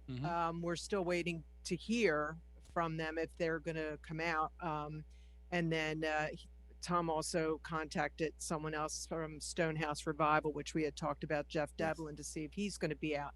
So I think these different stations, and it's just an option. But I do know that I thought it was great when they were out here for the campus. So I immediately thought maybe they would be interested in coming out for something like that.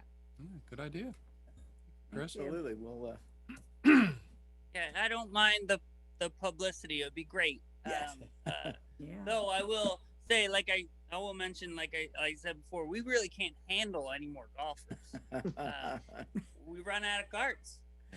So until our new carts come in, which will also give us an opportunity to charge a little bit more, inch up the costs. We keep our costs extremely low. We're almost $20 cheaper than the next golf course. So, but once we have nicer carts, we potentially could inch that up a little. And we could fill our tee sheet, because that 55 carts versus 40 is a big difference. So, I would love to promote the club in every way we can, and also give back to the community, especially kids. So, sounds great. We're trying to do that. Hey, Nicole, Thank you very thank much. you so much. Nicole. Sure, of course. A great job. Next, additional business. We have a request for consideration for board approval. This is a reserved residential parking for people with disabilities at 1519 Walnut Street. Commissioners, did you have a chance to take a look at this? yeah, and we looked at this before. I was fine. Chief, any comments on this? Since It's about the reserved parking. reserved parking spot. Correct. Is this a handicap? Yes. I actually, that's Ray. I just confirmed with Ray that that this is the one we just both saw and approved. Okay. Excellent. Yeah, I'm good to go. All right, entertain a motion to approve. So moved. So moved. Second. Moved in second. All in favor? Say aye. Aye. Aye. And motion's good. 4-0. Finally. Public comment at this time, and Don't we have these guys? well, we have one on the agenda, Tony. So hold up. Yeah. Folks have been waiting all night. Stephen, how are you? Good evening, Steve Parsons, Hey, Steve. longtime resident, Beaver Run, Knoll, about 28 years. And I was sitting here thinking that I've seen a lot of changes in 28 years. It's a great place to live, by the way. Geo Carlson used to end at Chester Court. And as you know, we now have an extensive development in the back of us, Edges Mill. We have a lot of people who use the sidewalks from Edges Mill all the way up through Beaver Run Knoll, and constant traffic.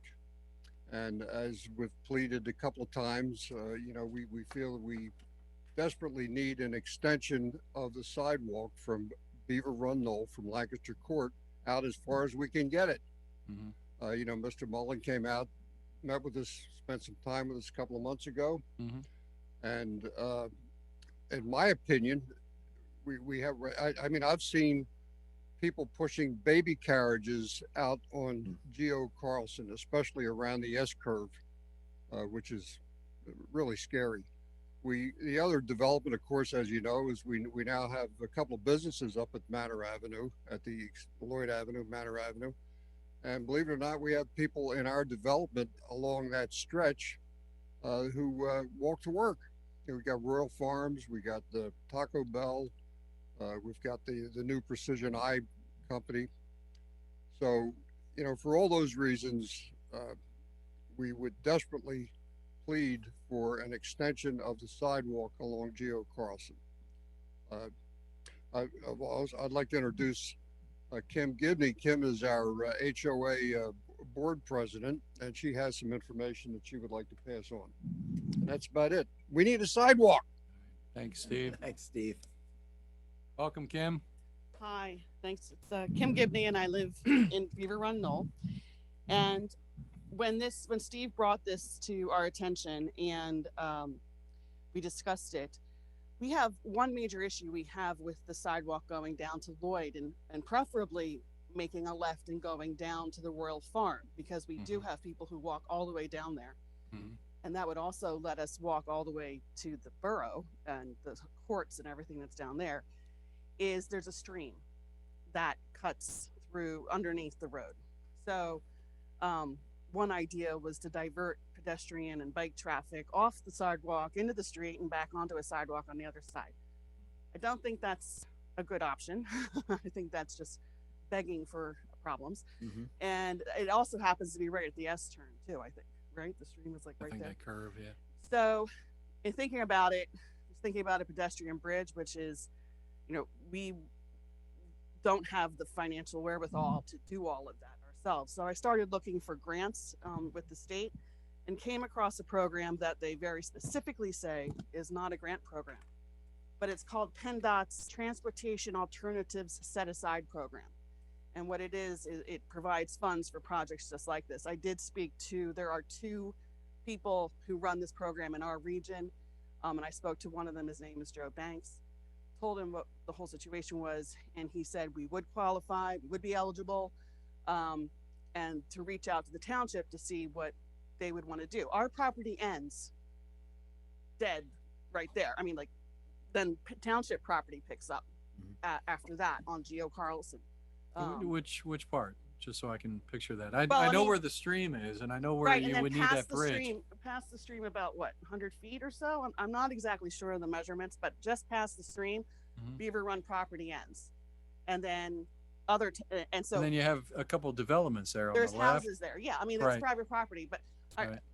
fortunately, on that left side of Geo Carlson, as you're going out towards Lloyd, the right side is packed with shrubs and fences and everything. On the left side, all the way down, there's at least 8 feet clearance on the left side. From the homes don't have it. I think they observed whatever easements the township has, whereas the right side maybe didn't. So I was wondering if the township would like to be involved in this. I spoke to you earlier today, and the deadline is for the preliminary application is July 17th. When I spoke to Joe, I said, is it too late? And he said, no, not at all. The preliminary really isn't much of anything. Just get in there and fill out the application. And then they set up a meeting with the program and take it from there. And the final application is due September 15th. So in that, it is a short time frame, but in that time frame, we would have to have engineering and a scope of the project and a good estimate of our project, the cost. And so in this program, you have to front those costs, and then pay those costs. And then they will, if you're accepted into the program, they will give you the funding for your project. And I was wondering, since, if we could partner with the township in getting this done. So Which just- would require getting in touch with an engineer rather shortly. Yeah. So, yeah, we would have to get a scope of cost and, Right. But so you're saying the engineering is reimbursable, or that's on you? That is not. Okay. That's my understanding, is that the upfront costs are not. um, but Joe said this is a good year to do it. They have twice the funds they had in previous years due to the new federal act, and that he can't guarantee anything, but he thought the project sounded like a good one, scoring wise. And is this something the township needs to apply for? Or is this a homeowners association that would apply for it? So I don't know if you can have co-sponsors. I was looking through this material to find out. I would call Joe again and talk to him about that, whether there can be co-sponsors to it.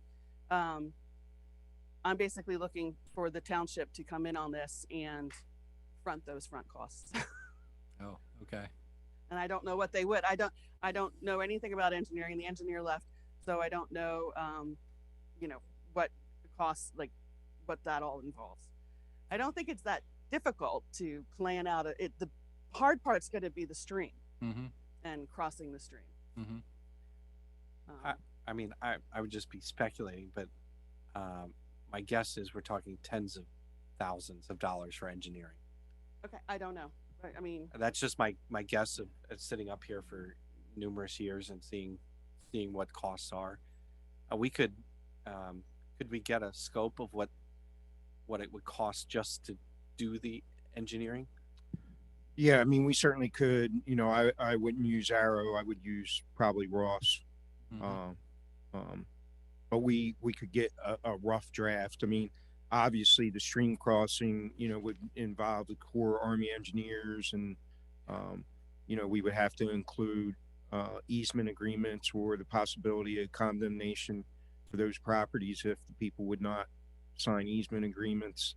You'd have to make those people aware that they would be responsible for the maintenance of those sidewalks that we're putting on their property. But we certainly could get, if that's what the board wants, I could probably get Ross to do that. Yeah, At least some kind of rough estimate of what those just initial engineering costs would be. Yeah, Ray brings up a very good point with the sidewalks too. The homeowners association or the property owners would be responsible for those sidewalks. Right. And the snow removal and maintenance. Right, I understand all that. So I know it's not always the most popular thing, but yeah, in I'm this just situation with the dangerous road and the number of people that really do walk that path, especially on Lloyd too, which is a very narrow road. Yeah, Lloyd is a different animal. I mean, that's not part of your. No, it would be. Yeah, I mean, this is where the township really needs to take the lead on it, because I'm saying from where our property ends on Geo Carlson down to make a left onto Lloyd. Now, we talked about this briefly. Can I ask Mr. Stackhouse, my understanding was that there was an easement from the middle of the road 25 feet out. Is that right? Well, I would have to look. Each road is different from an easement, but regardless of the easement, that doesn't matter. It's still those property owners. The easement just means that the township has a right to do work there. The property's still their property. If we put a sidewalk there, they would have to either give us an easement to put that sidewalk there, or we would have to take the property to be able to do that. Okay. Yeah, and of course the cost and I guess the other thing too is, could we do this in chunks where, you guys own and you would be willing to give an easement? Do we look at doing something where we get a chunk of sidewalk now, and try to go through this grant program and actually get it done? Or, It's not a grant program. They're Well, very yeah, specific okay. about that. So there's no matching funds, right? There's no. is this from the American Rescue? No, it's PennDOT. But they may be getting funding through the American Rescue. Probably. Probably that's where they're getting their money. So maybe what we do is we ask our engineer, give us what it would cost to get the sidewalk to Manor Avenue, give us what it would cost to get it to Lloyd Avenue, and give us what it would cost to just do it on the homeowners association property. Yep. And I would just, I would stay away from Lloyd Avenue only because there's whatever got invested there is probably going to get blown up when they do the new. I know. The big question is, when are they going to do that? I mean, that is one of the most dangerous sections. There are kids walking on that constantly. I know. I live right there, so I know. And they always wear dark. I mean, black. So I'm wondering, if we get a cost estimate, see what it costs. I'm thinking if you're trying to go all the way to Manor Avenue, we're probably in north of $50,000 to $100,000 in engineering. Just to do the precursors. Yes. Right.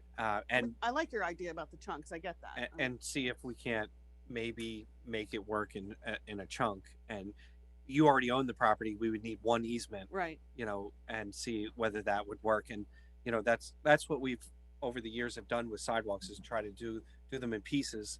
Yeah, it takes a while to get them fully connected, but if we could do them and actually get them completed versus Right. trying to do the whole thing and it's going to take us 10 years to do it. I will say that at least doing the Beaver Run property gets us to that area where there's grass to walk on at least. You can't walk on the right side. Like I said, it's too much, but on the left, at least it's clear. And I didn't take into account what you said about needing the homeowners to agree. I didn't know that. Yeah, so let's get a scope of what it would cost. Unfortunately, we would have to come back to that. All has to be voted on in a public meeting. Mm-hmm. So it's going to be because when our July 13th is our next meeting. Okay. Yeah, do you think you can? And it's, and I mean, I'll jump on this first thing tomorrow. I mean, that's, Yes. with And we're with talking just next week being a holiday, I don't know. I mean, I'll press Ross to try to give us at least a ballpark. And that would only give us a scope. That wouldn't give us Right. the engineering at all. And I'll get in touch with Joe Banks and tell us that's what we're doing and see if he says that's not going to work, then it's not going to work. For this. Yeah, let us know what information you need by July 15th. Sure.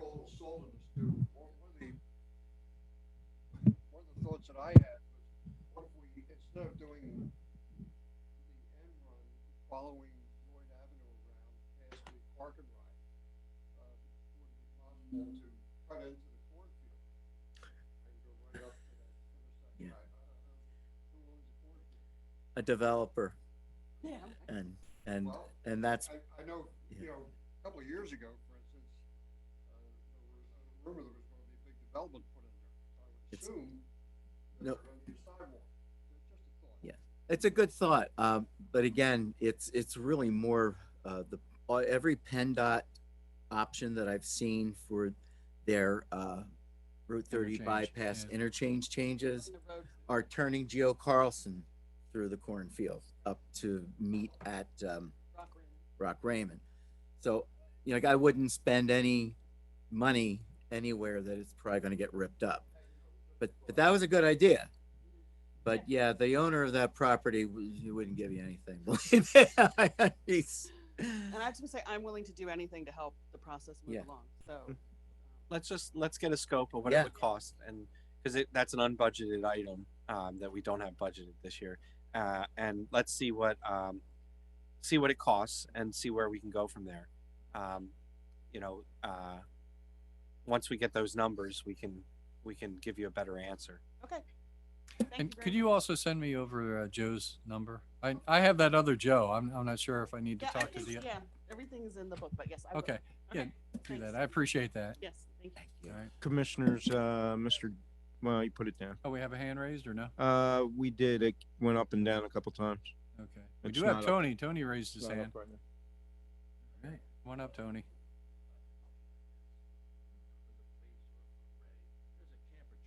Top of Loomis Avenue, and it sits out. It blocks traffic. That's an ordinance anyway. Is it on the road? It's too close to the road. But it's on the property. I don't know. It's Well, I'm just asking because if it's on the road, it's the police. If it's on the property, it's mine. somebody go look at it. Please, You please, drive please by, say you the look at road. it, You drive by. One of you drive Tony, by. Look say at the road. I'm just joking. What was the address? it.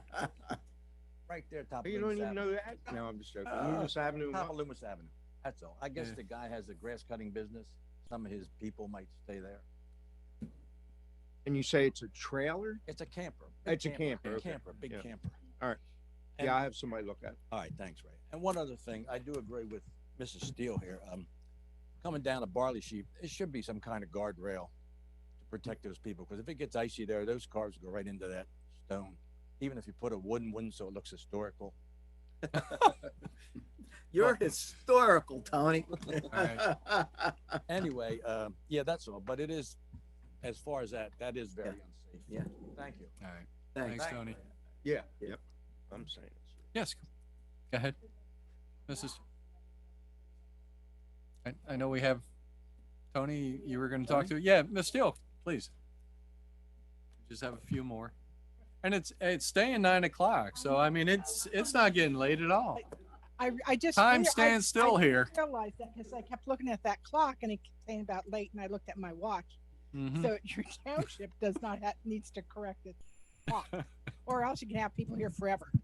I will say I've been out of the township for quite a while, so I will say this is the first time I've been in this meeting room, and I do have my first question I am going to ask is, what happened to Callan's twinning? Callan's twinning. Yeah. I'm sorry that the manager isn't here because I think she could answer this, as she has gone to England many times, as I have, and has seen what Holland, England has. And I can't imagine if a Callan twinning group comes and there is nothing in this township showing, it's a disgrace. As far as I'm concerned, might as well take down that sign that says Callan and Colin are twinned. Where is all that material? Did you throw it out? No. You Not at all. saved it? Yes, no, we do have it. You don't have it on any walls. I mean, you don't have it any place. I mean, this is about the coldest room I've ever seen in my life. And gray makes me feel like I'm in the police department or in a prison or something. That's just my opinion. I'm moving along. So I'm going to start with my negatives and then I'll do my positives. Okay. The first thing I am here also requesting, as far as Barley Sheaf Road goes, that you this year paint the lines. Our lines are non-existent. The yellow lines and the white lines. And if it's foggy or if it's raining, and I'm telling you, you cannot see where you are on that road. It's got, I just beg you. I drove by today and it's, the lower part doesn't seem as bad. It's right when you're coming around the curve, but Okay. any place in there, I wouldn't imagine you would do the whole road, but all the way to the top. Okay. They've got to be painted because But it's, Ray, is that a PennDOT or is that us? No, it's us, It's but us. keep in mind, we only have $18,000 for line striping. So, you know, we try to prioritize the roads that, you know, that we know, and the next year we'll get the rest of the road. So I can't say off the top of my head if, that road's on it, but most likely. Okay, let's see if we can move So that up. that's Yeah, fine. especially Okay. with the curve. I guess the second thing, I was going to try to see if I had written these down in a good way. My next question is, you talked, Commissioner Evans, you talked about a way to get things out to people. Yeah. And I'll go back to rumors. I've heard a lot of different rumors about things in the township. And I don't know if you were aware, but many years ago, several years ago, Mr. Young remembers this. Our township used to do a fantastic newsletter. And the only reason this came up to me was because over the weekend, I had been at something, and lo and behold, I came across a Valley Township. Valley Township? You guys know where Valley Township is? It's a little township. It's our neighbor. Okay, it is our neighbor. They do a newsletter. This is the summer. This has information that, in fact, it's even better than what Callan Township's newsletter was. On top of that, they also print out a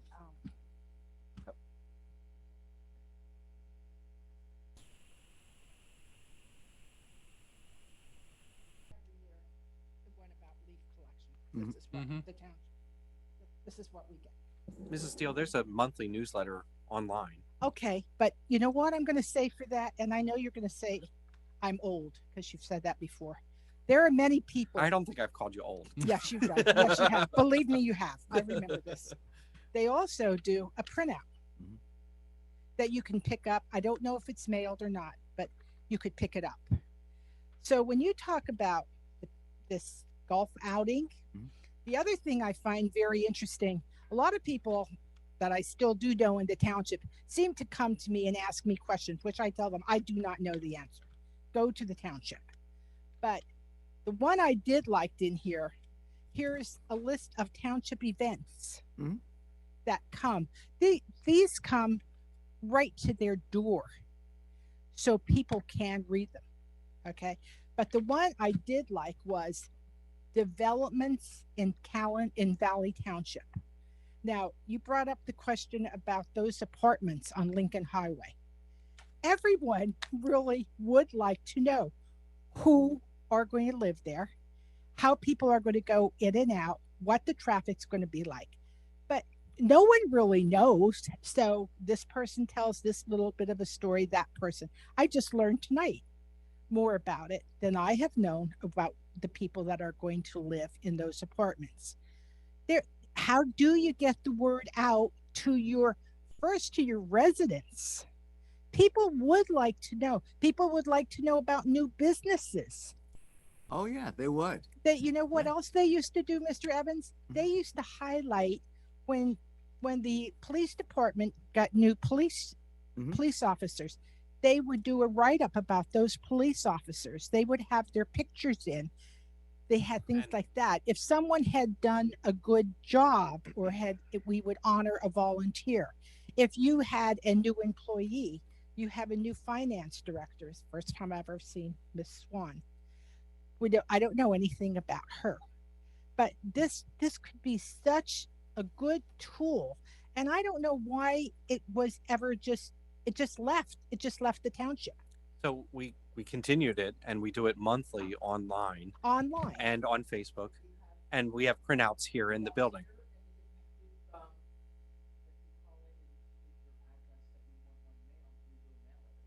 Okay, but it's okay. So now how do you get that out to your residents, that I can call in and send my address and ask it to be sent to me? It would be on the newsletter. Yeah. And people like you who just came here and asked a great question and you got great information.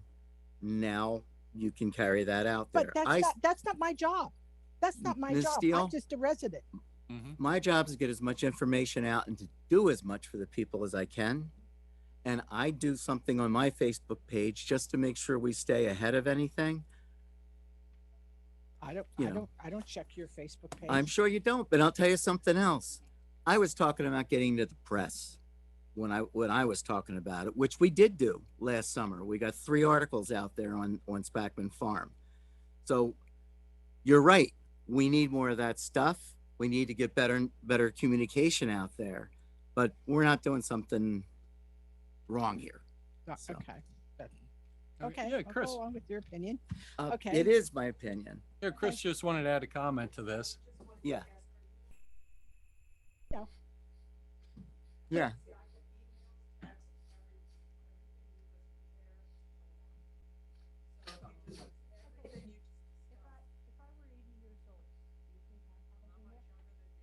Yeah. And I'm 66, so I'm not a kid. Yeah. Yeah.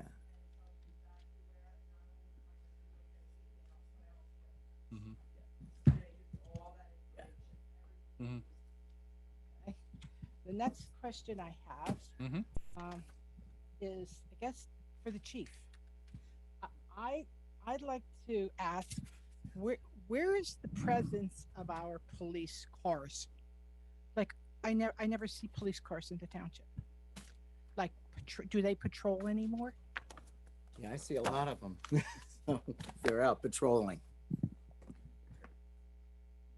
They're out every shift. They were? They're out every shift. Okay. Well, I can tell you something that happened to me today, and I was appalled. On Lincoln Highway, it was at 3:00. I was going for a PT appointment. A fella passed me on Business Route 30. He not only passed me, there was another car, and then he passed that car. And guess what my thought was? Where is the policeman when you need him? This man had to be going 60 miles an hour down Lincoln Highway. Hmm. And I guess, another thing I found interesting, because I was in another conversation, and a long time ago, the police used to set up, like, say, a little bit above the elementary school, and they would just park the car. And I was told by former policemen that they could catch people who didn't have the registration, they had something wrong with their car. They've actually caught people that had outstanding warrants. I don't see anything like that anymore. Is that something that's just not done? You don't have the manpower? It happens every day, every shift. And we routinely get these kinds of questions from the public. And I hear that all the time. Well, I don't see police. Well, to be polite, people aren't looking out of their window 24/7. So there's a lot of times we're in neighborhoods, we're on the highway. It's just not when you're there, but they're out there. And this last year and a half, we've been operating at 25% down. And I have a certain number of officers that I have to work with that cover shifts 24/7, 365. And we do the best we can with the resources that we have. Okay, that explains that. Oh, that's all I could think was that you didn't have the manpower. And on a lighter note, we have a warmer wall color in the police station than yours. Not gray.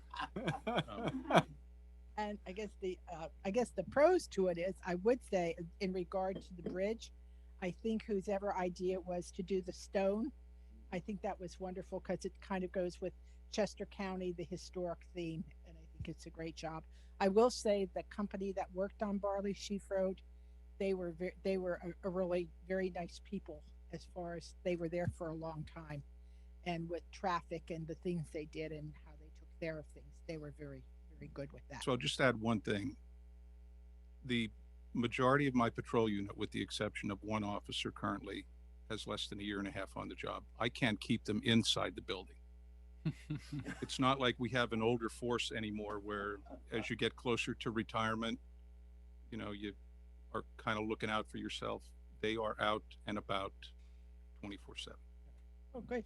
That's important. I mean, I'm totally in support of the police. No, I know. think We've they had all many do, but- discussions, you and I, over the years, and come August 1st, we're actually doing National Night Out again. Yeah, I saw that. So it will be a good opportunity for the community to meet the newer officers. Right.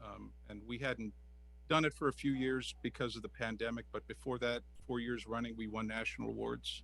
Right. And we're doing it in conjunction with Parks and Rec this year. So first Tuesday of August, it's a mandated date for the United States and Canada. So from 6 to 9 in the park, we're happy to be doing National Night Out again. Well, I know was a big event here, and the police used to do a lot of programs with bicycle safety and baby car seat safety and different programs. I mean, there were a lot of great things going on, but National Night Out is a great. And the other one, which you attended and I did, was Coffee with the Chief. Right.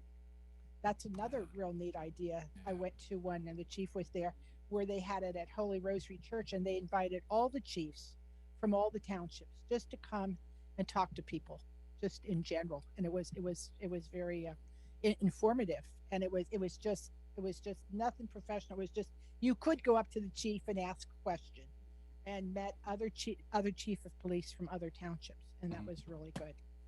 But that was just part of them. But I will say I'm going to come back to meetings, because I'd like to be more involved in what's happening in the township. Okay, thank you. And Mrs. Stowe, I did want to make a comment because you had brought up the count twinning.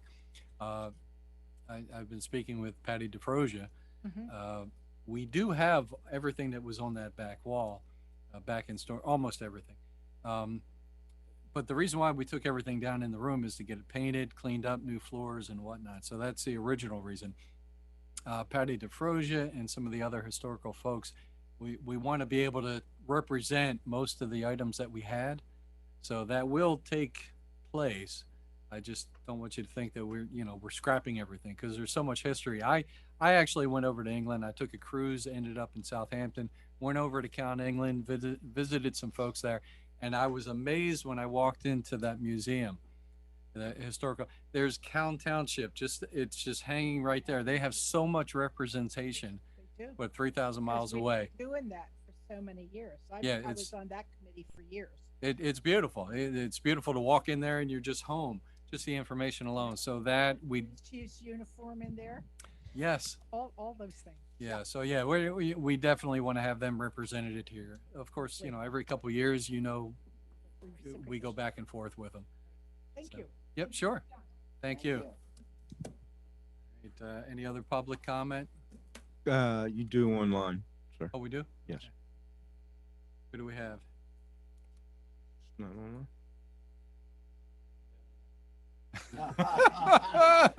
Who else could it be but me?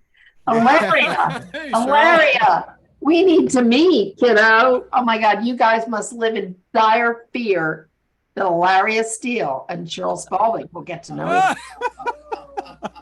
you.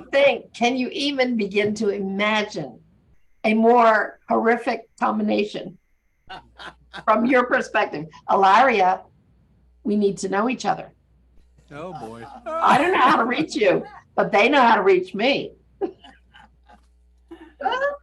Well, if she comes to the meeting and you come through Zoom, you guys can chat all the time here. Right. That's true. I'm serious. I'm happy to meet her wherever she wants, but I'm sitting and I'm thinking to myself, this must be your worst nightmare come true. No. Anyway, Not at all. leaving on a note of humor. What was that? Said she was leaving us all on that, but if Okay, Thank Cheryl, you, thank you Cheryl. so much. so moved. Right. Tony, nothing, Tony? Oh, okay. Okay, everything good? All right, sounds good. Any other comments? All right, so moved? Second, all in favor? Say aye. Aye, meeting adjourned. Thank you so much, everyone.